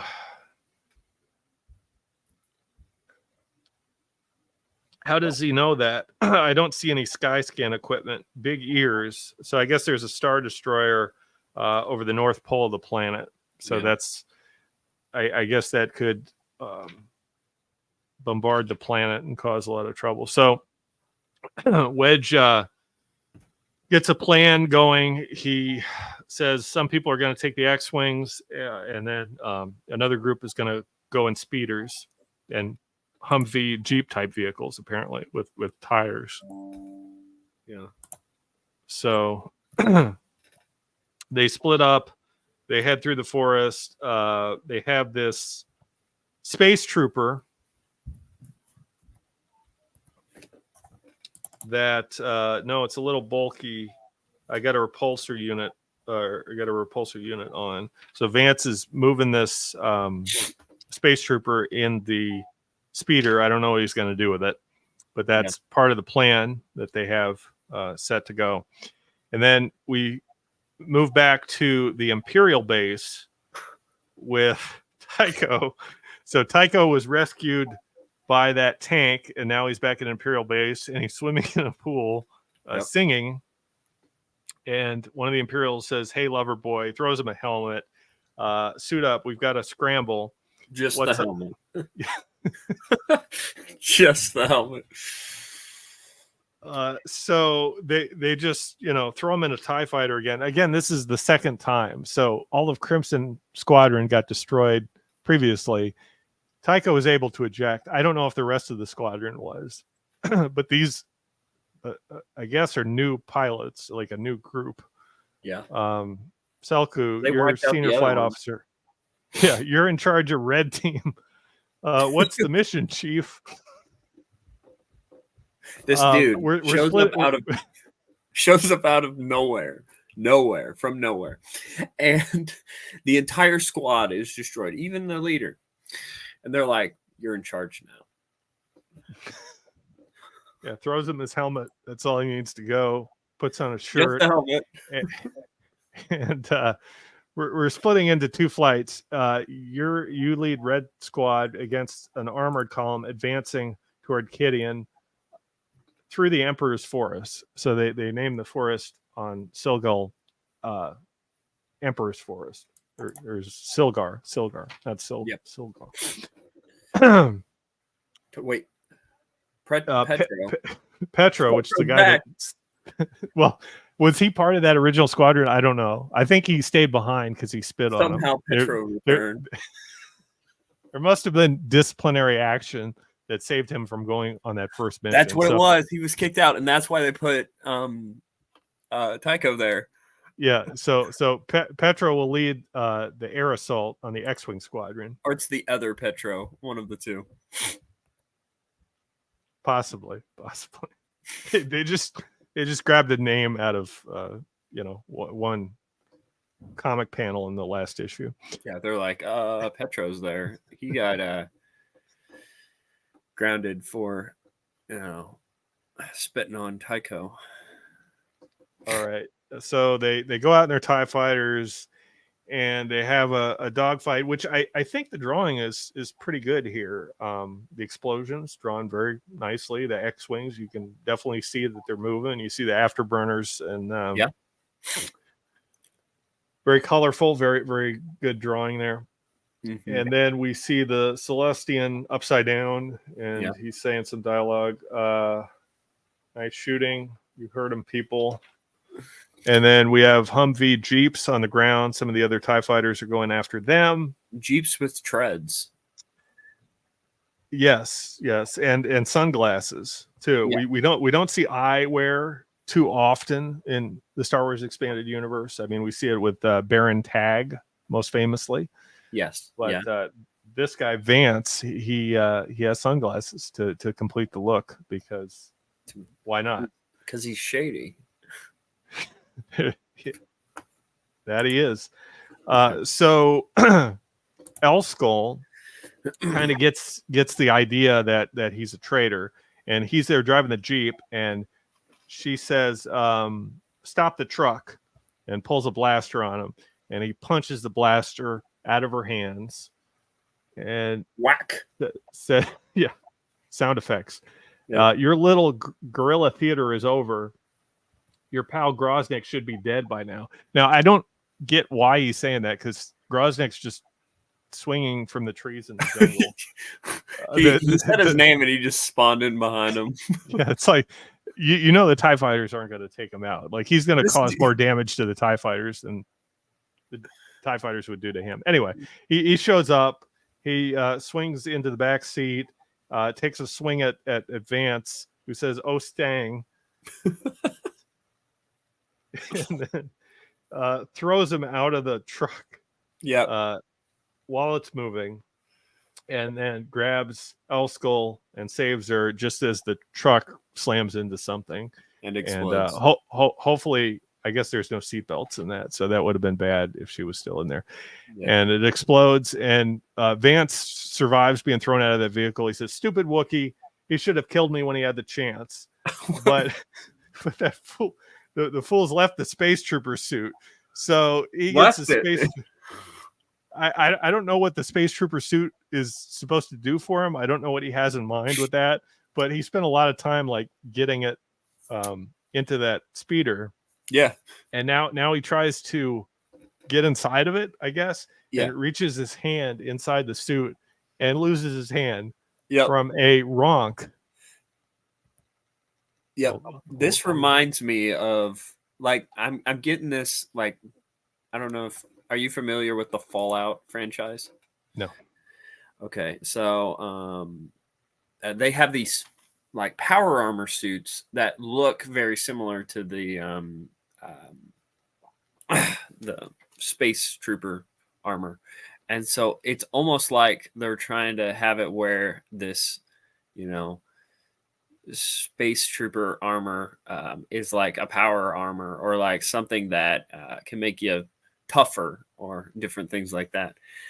And there's even in the game there's a German Shepherd that is one of your companions, and in some of the shots he always has like a hand in his mouth like this.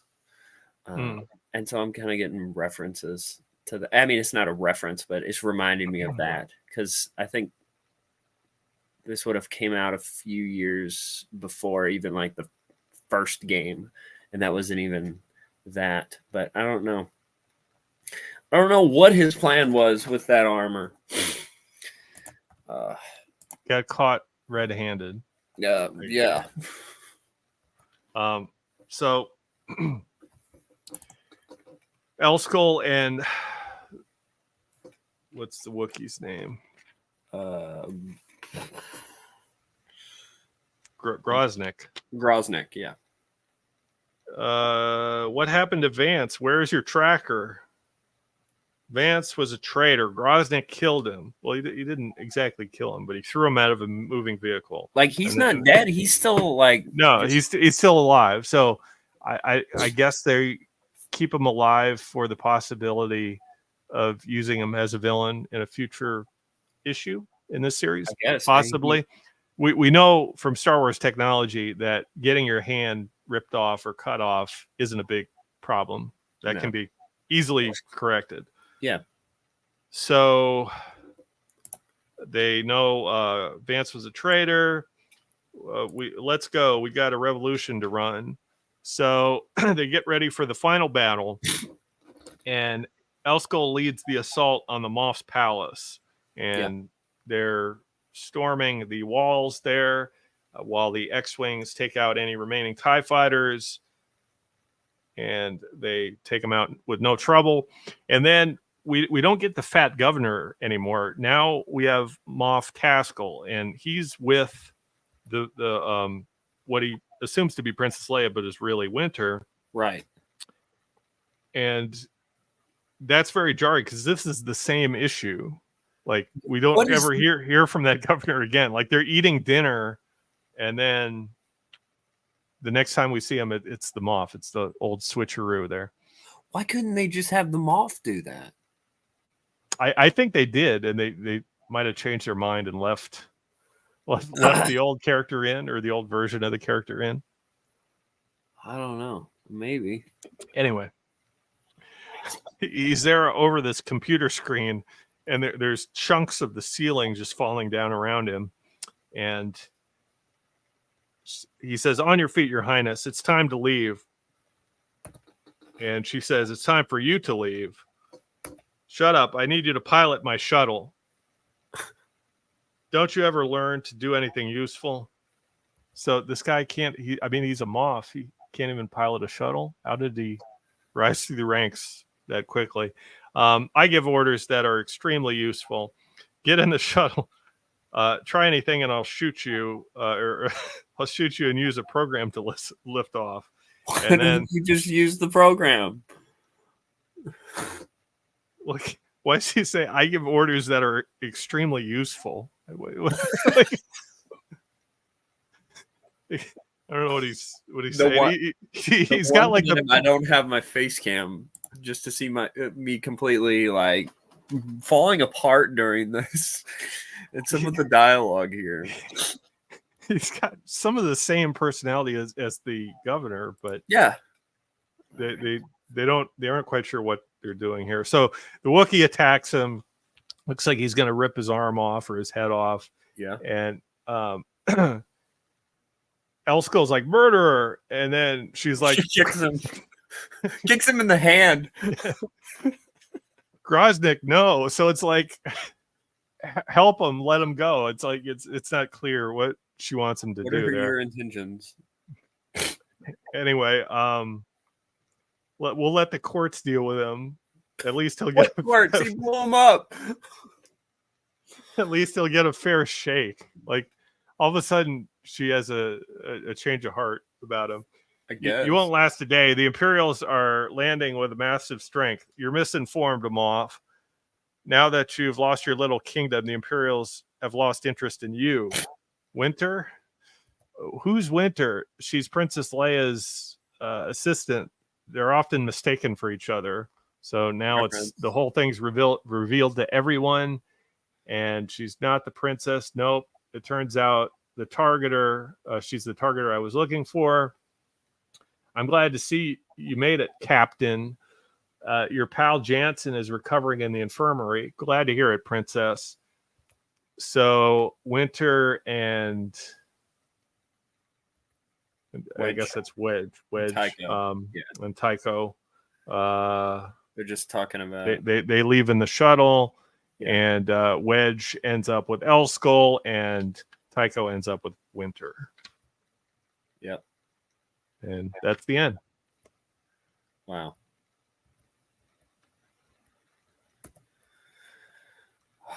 We'll review that another time. Yeah. Phantom Affair. So do you want to stay on X-Wing, or you want to go back to Marvel Comics? I don't know. We do also have the Freedom Nad Uprising. Okay. We could go to, and that one's a bit shorter. I was also thinking of putting Star Crash with that as well. The one-off Republic one. That's fun. Just to kind of jump back to Jedi and different things like that. But we could always, discuss that later. How would you rank, in your own opinion, this first 4 issues of this series? Out of 10. Yeah. Out of 10, it would depend on how I'm ranking them.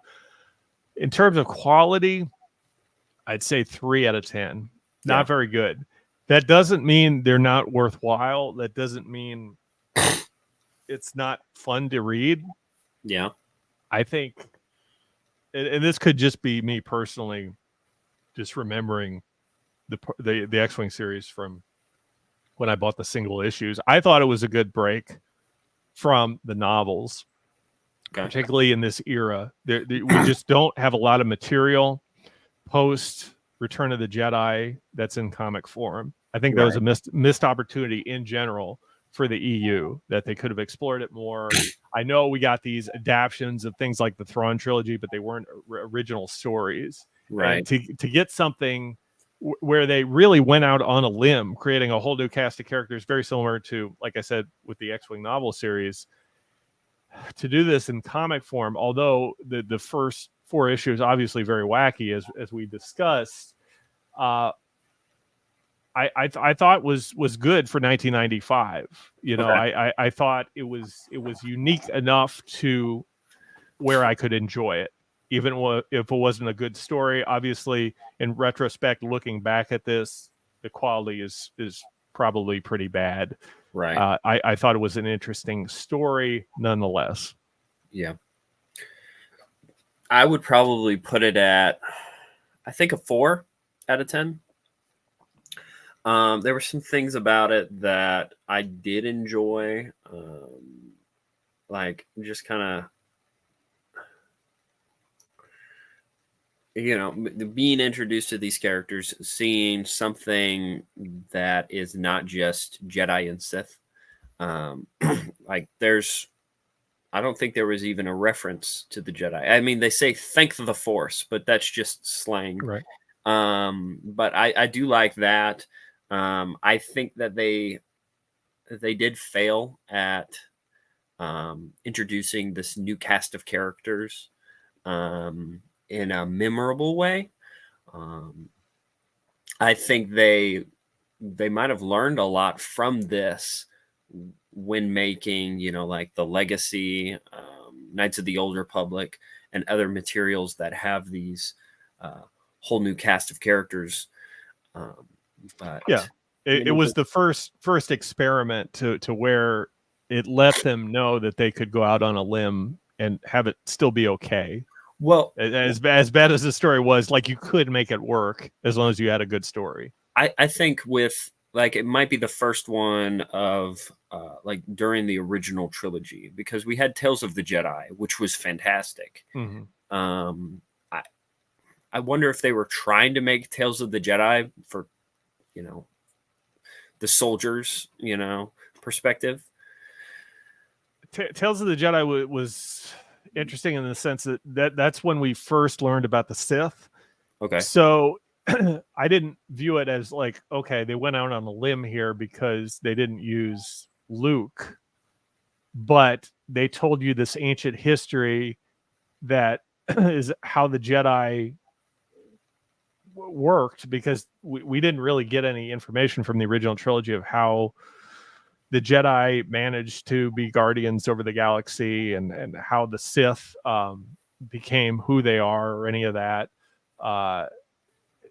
That was just like, okay, let's go as far back as we possibly can and create a story, create a whole new world. Like they created like a Egyptian architecture, that the ships are different, right? The dress is different, the clothing of these characters, like it reminded me a lot, like Tales of the Jedi, of kind of the Crusader era. There was a little bit of some of that, and then there was ancient Egypt and like the golden age of the Sith. Right. So I mean, they borrowed from a lot of motifs in a lot of ways. Yeah. But because they went so far back in the timeline, you obviously couldn't have Luke there. That's so true, instead, they're going to tell you, okay, this is how the Jedi became guardians over the galaxy and the Republic, and how the Sith, attacked them, and the technology that was used in the ships and lightsabers, and the relationship between master and apprentice and all that. So that created some memorable characters on its own. That's true. But obviously you couldn't use Luke in that era. Right in the year after Return of the Jedi here, it would make sense to use Luke. Right. As they did in the Bantam novels. But to use a different cast of characters, and I don't know necessarily they went into every member of Rogue Squadron like they could have, and they do in the later series of X-Wing Rogue Squadron. where they kind of give you a list of like, okay, who's Rogue One, Rogue Two, Rogue Three, etc.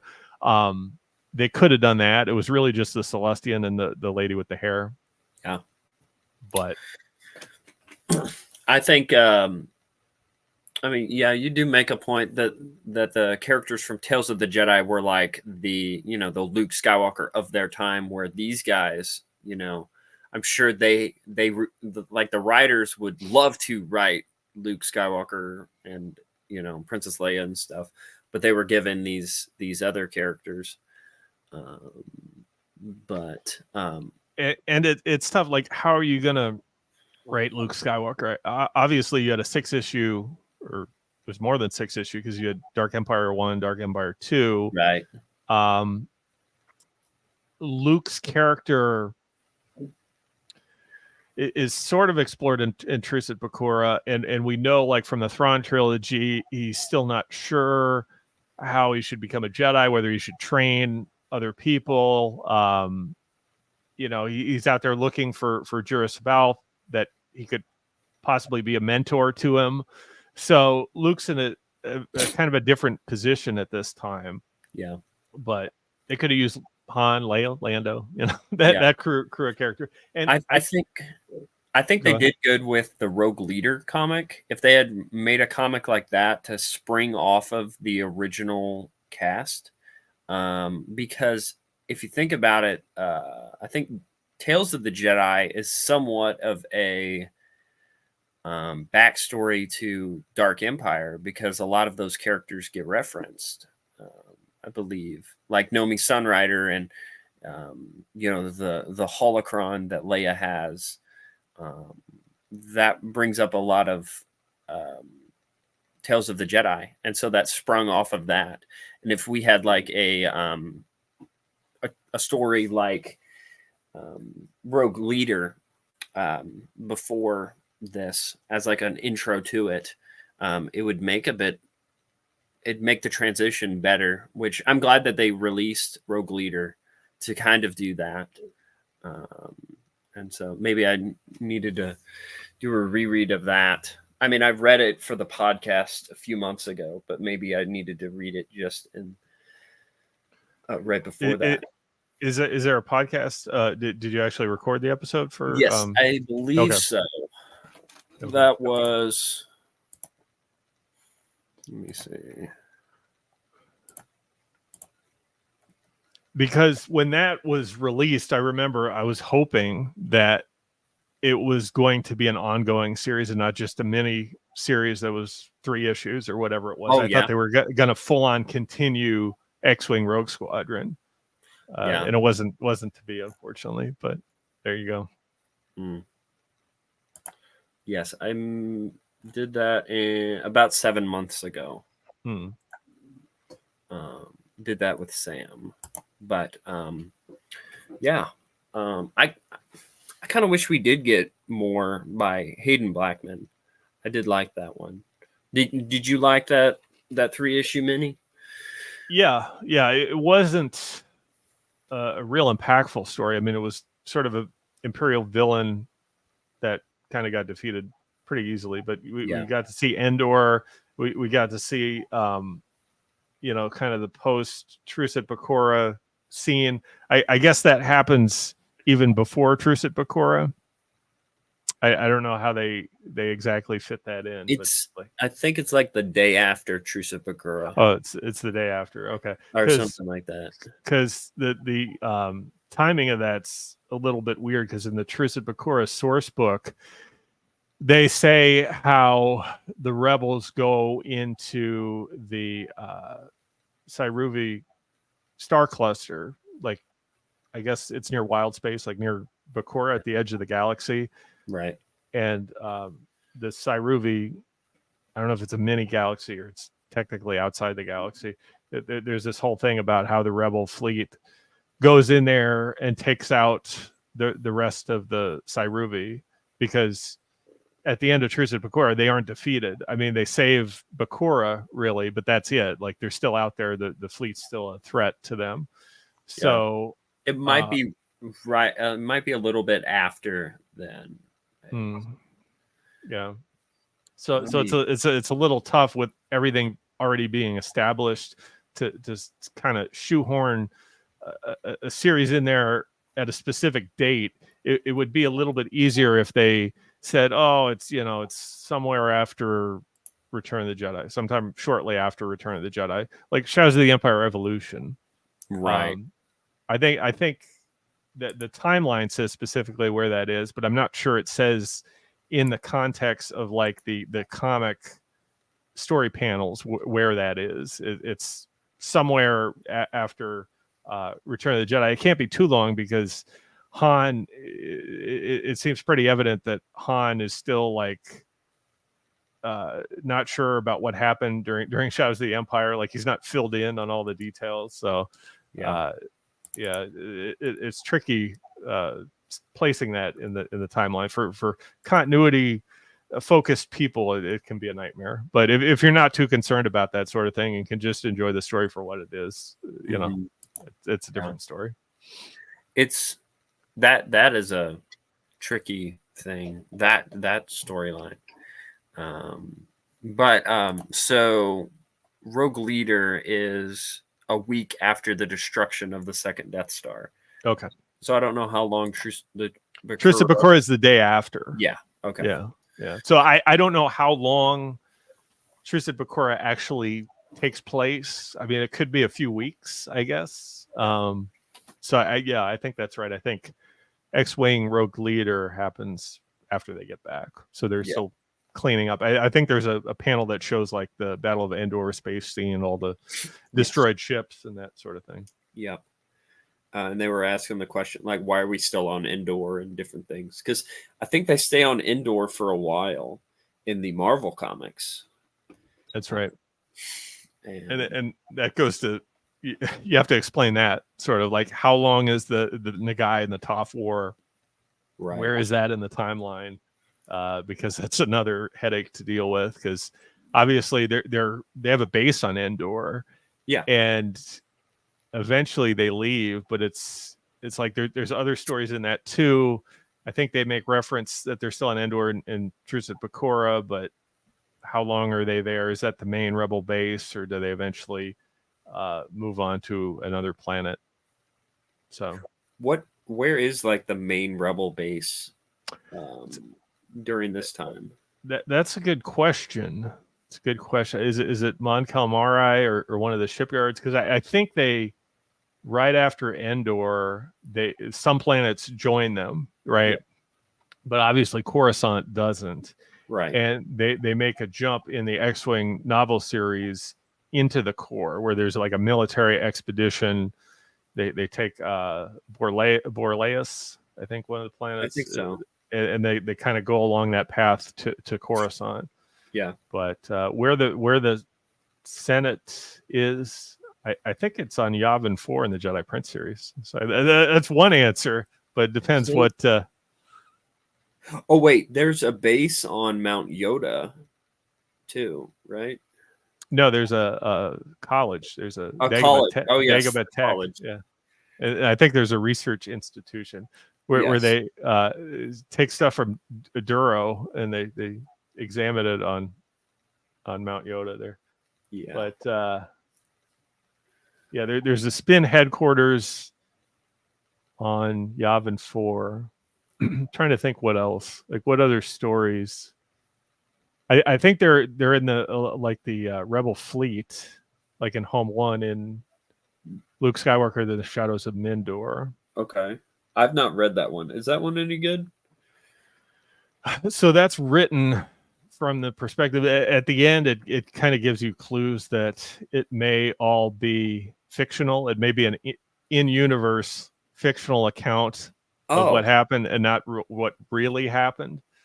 Oh, okay. I don't know if that's a spoiler, but it's okay. Kind of well known at this point. Anyway, there's some sort of bizarre things about that story where Luke Skywalker kind of goes to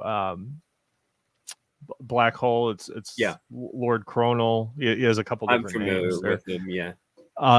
But he has some what seem to be like prophets of the dark side with him, some apprentices underneath him.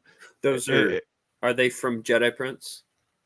No, they're in Luke Skywalker and Shadows of Endor. No. Are they the same prophets of the dark side from Jedi Prince? I don't know. It's not made Okay. clear. Okay. I think they retconned that Black Hole is a prophet of the dark side or a former prophet of the dark side. Okay. But he has these people under him, and these hats are described like the way he describes their dress is very bizarre, and it's like it's one of those things in Star Wars. There's a lot of books where you can't really tell what's going on based on the description. Yeah. And that for me is one of them.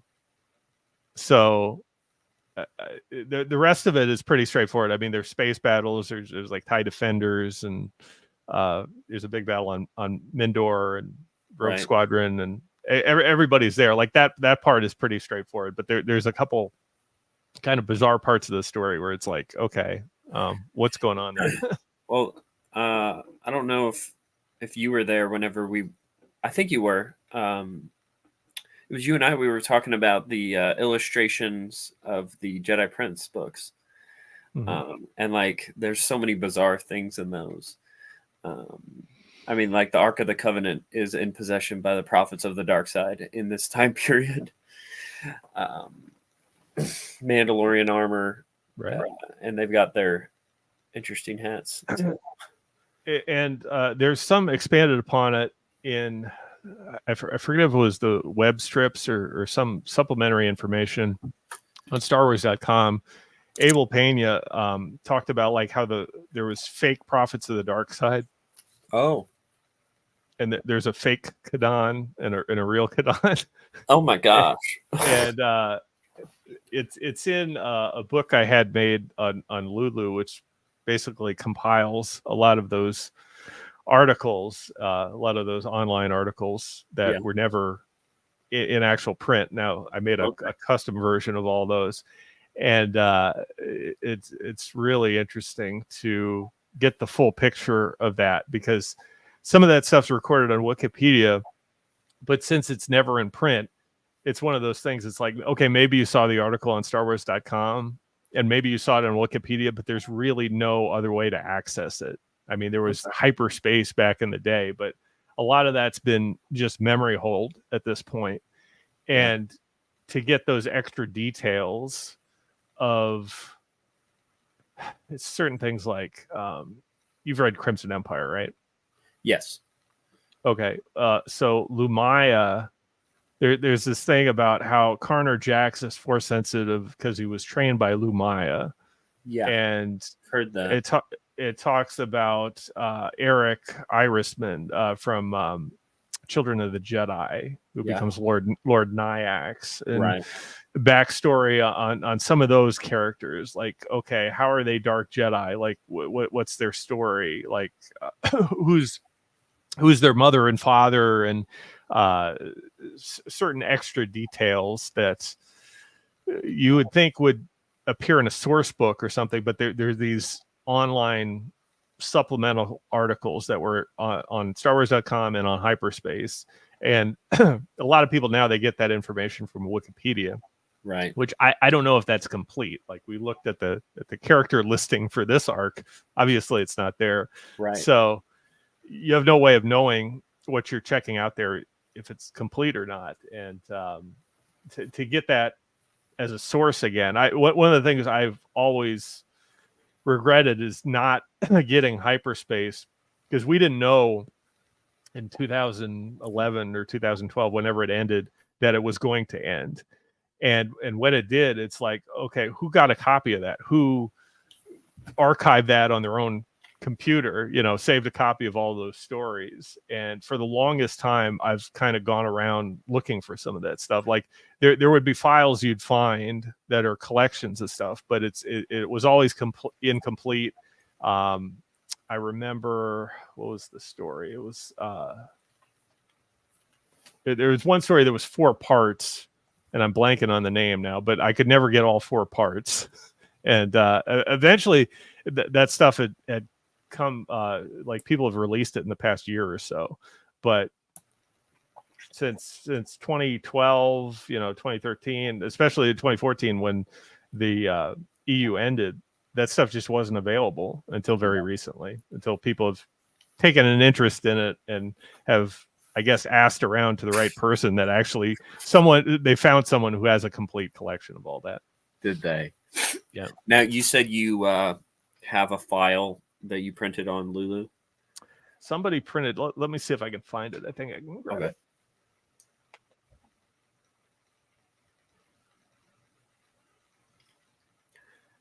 This is the deep, knit and gritty, everything Star Wars like that I want to be able to collect and get. Ooh.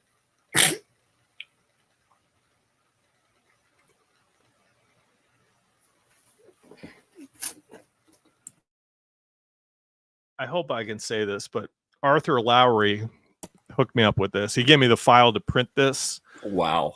So this is blogs and endnotes. So it's Star Wars The Essential Archives. I forget who is responsible for putting this together, but it has all the StarWars.com blogs, stuff on droids, reanimated series, stuff on Bothans, aliens, spies, Spin Declassified. That's one that references Jedi Prince. Holiday Special, Cantina, Who's Who, Imperial Warlords, Despoilers of an Empire. There's a whole lot of like interesting online articles that were part of hyperspace there. Yeah. So that's part one is StarWars.com blogs. Part two is the Essential Atlas endnotes. So again, that was released on StarWars.com. Some of the reference guides, like the Essential Guide to Warfare, the Essential Atlas, the Book of Sith, they have supplementary material. I think in the case of the Book of Sith, Dan Wallace put that on his own website. I don't think that's even on StarWars.com. I could be wrong about that. But there's extra material that wasn't in the published work that most people consider that expanded universe. Like it's extra supplemental material that came out afterward. So the Essential Warfare has that, and there's all these parts. There's like 12 parts of that. Wow. Author's cut part 1 through 12, outline, and then endnotes to the Essential Guide to Warfare. So part 2 is Atlas, part 3 is Warfare, part 4 is other endnotes. So endnotes to Emperor's Pawns, which I think was an article on Star Wars Gamer or Insider. Galaxy of War, the Unknown Regions, the Jedi Path, Book of Sith. So Book of Sith is in here. Just extra stuff that wasn't included in certain things, like New Essential Guide to Droids has extra information. The Clone Wars source book. There was Lost Worlds Essential Guide to Episode 1. So I guess that was planned but canceled. So not all this, I would say, is like true on expanded universe canon. Some of it that was published on StarWars.com is, but it's kind of nice to have this in the original source rather than having to look it up on Wikipedia and get like piecemeal information that you may not know is complete. Right. Which I kind of have love-hate relationship with Wikipedia. I feel like it's kind of become a monopoly of Star Wars logging type stuff. Like there's not really any other wikis and different things. But I like the source, but that's pretty cool that you have that. Yeah. So if you're interested, ask Arthur Lowry. I hope I'm not saying too much by disclosing that, but I think he has access to that. All right. Very nice. Very nice. Do you have a lot of other fan printed collections and different things like that? Very few, actually. I like to collect the original just for historical value. Right. What do I have? I have Matt Wilkins stuff that he put on. I've got Amazon. some of that. I have all four or five volumes. I forget how many he published. No, I mean I have the original Hungarian Han Solo books, but they're in Hungarian. Oh, that's cool. But I like having the cover art, and Yeah. having the original copies. I have the extra sequel to Heir to the Empire Ooh, yeah, that's also in Hungarian, yeah. but isn't it's like Yeah, a parallel Dark Force Rising that isn't oh Dark my Force Rising. gosh. But I hope they get that translated. I know they're working on it. It'll be interesting to see where they go with that. I'm probably more interested in the sequel to Heir to the Empire than I am the Hungarian Han Solo books. I know the Hungarian Han Solo books are good, but like Yeah, and they fit into the continuity apparently. apparently, but I would be very curious to see where they were thinking of going with Heir to the Empire. Like I'm Yeah, just as interested in the what ifs as I am in what actually was published officially, right. if that makes sense. So like a lot of people kind of get bent out of shape of what's canon, what's not. My opinion on that now is it doesn't really matter because we don't really have a canon anymore. We don't have Right. any official material outside of the Old Republic, and who knows if they're tracking that now. Right. Yeah. That's a big question to ask at Legends Con 2 if someone of official status goes there is like what can they say about the status of the holocron? Does anyone track that? Is it being added to? Because I assume for that multimedia or MMO game Old Republic that they have some internal database to keep that game lore consistent, Right. at least, even if it's not part of the official expanded universe holocron. At least to its own Right, continuity. right. They must have some holocron for that game itself.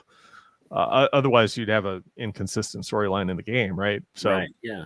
whatever they use, like I'd be curious on what they do for that sort of thing because they must have some mechanism. It's like, what did they do when they made Marvel 108? Did they have any access to the holocron? Did they have access to any database when they created that? So The holocron would be, oh man, to be able to read that, to be able to access that, that would be very intriguing and exciting.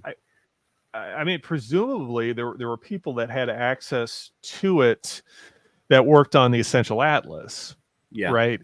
And not only did they take stuff out of the holocron in order to write that book and Right. put it together, but that book served as a guide back to the hologram. Like they were adding stuff in and solidifying.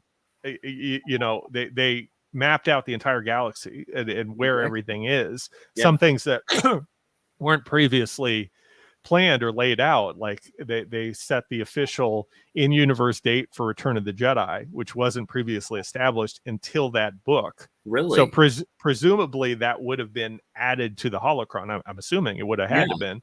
So it worked both ways. Like they had access to the information that existed, but then once they finished that work, once they finished the Essential Atlas, that served as a resource to go back into the holocron. Right. So people that worked on that, Jason Fry, Nathan P. Butler, they would have had, if not access to the actual database, be able to email somebody that would have had access to it. So right. There are people out there that are still accessible that would have knowledge of that, but that was back at that time. Like, what is the status now? That's a whole different story. Do they have separate holocrons, or do they just have one with both continuities? Like, what?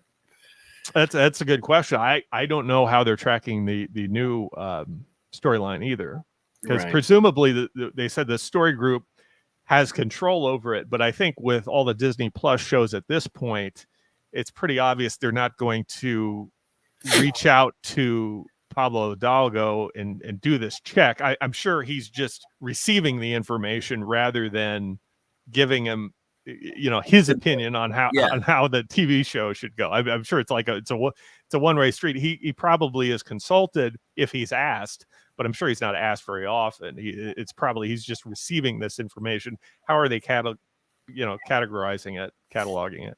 Yeah. I don't know. I couldn't imagine a Hollywood writer consulting some random guy, an office guy, I know, like with his source books, because he does like the I forget what they call it.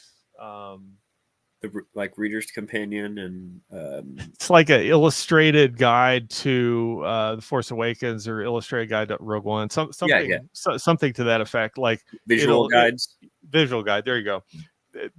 He'll make extra lore, like extra explanatory detail about each thing that was depicted in the film, and presumably that's all added to some database there, because that's an official canon guide there, and everything's supposedly on the same level: the movies, the books, the TV shows.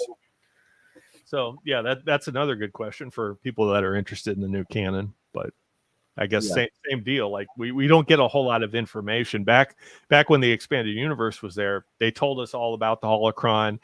We had Star Wars Insider that gave interviews to Leland Shee sat down for interviews and gave explanations to those sorts of things. We don't really get a lot of information like that anymore. Yeah, man. I don't know. I'm excited for Legends Con 2. Just you bringing that up made me go, "Oh, I'm excited for that." That's next year in March. Is that right? That's the plan. Yeah. Okay. All right. Do you know, or can you say if you know of anyone with a high caliber, like working? I don't have any insider information. Okay. I'm following it just as everyone else is. Oh, okay. Okay. Yeah. Cool.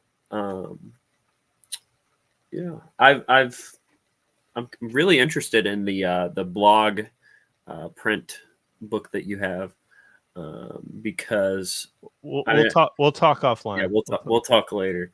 But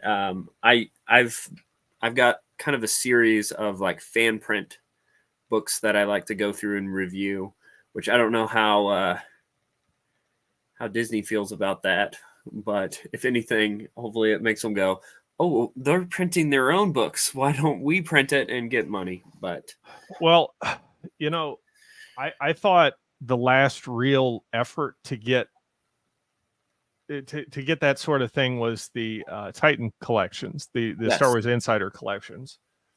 So I don't know if it's still the case, but Star Wars Insider was released by Titan during the last few years of its expanded universe run, and I think into the new canon too. I'm not sure if that's still the case, but Jonathan Wilkins was the chief editor of that magazine.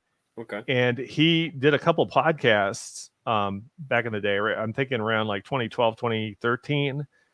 So before the decanonization. And back in that day, I was still trying to track down the last couple West End Games Star Wars Adventure Journal. Yeah. Those were very hard to get. Like a couple of them were very hard to obtain. Like they never showed up on eBay. Later on they did, and now I think they're hard to get again. Oh. But I asked him, like, I know you do certain articles for fiction, like they'll publish fiction in Star Wars Insider sometimes, and other times they used to do those rogue gallery.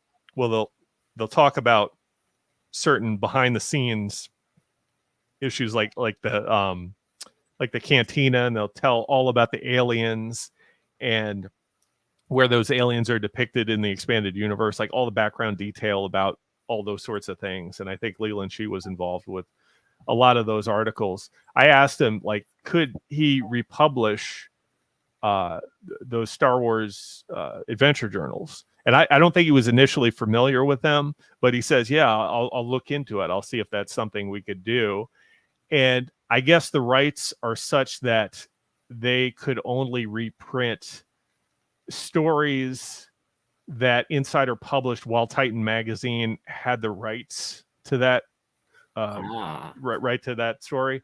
So they couldn't, like, for example, publish like Clone Wars MedStar Intermezzo. They couldn't do that because they didn't have, that wasn't under Titan at the time. Yeah. But they could do a specific date, and that period of time was where it crossed over into the new canon. So you had some expanded universe stories, and then you had some new canon stories. So they put that out for sale.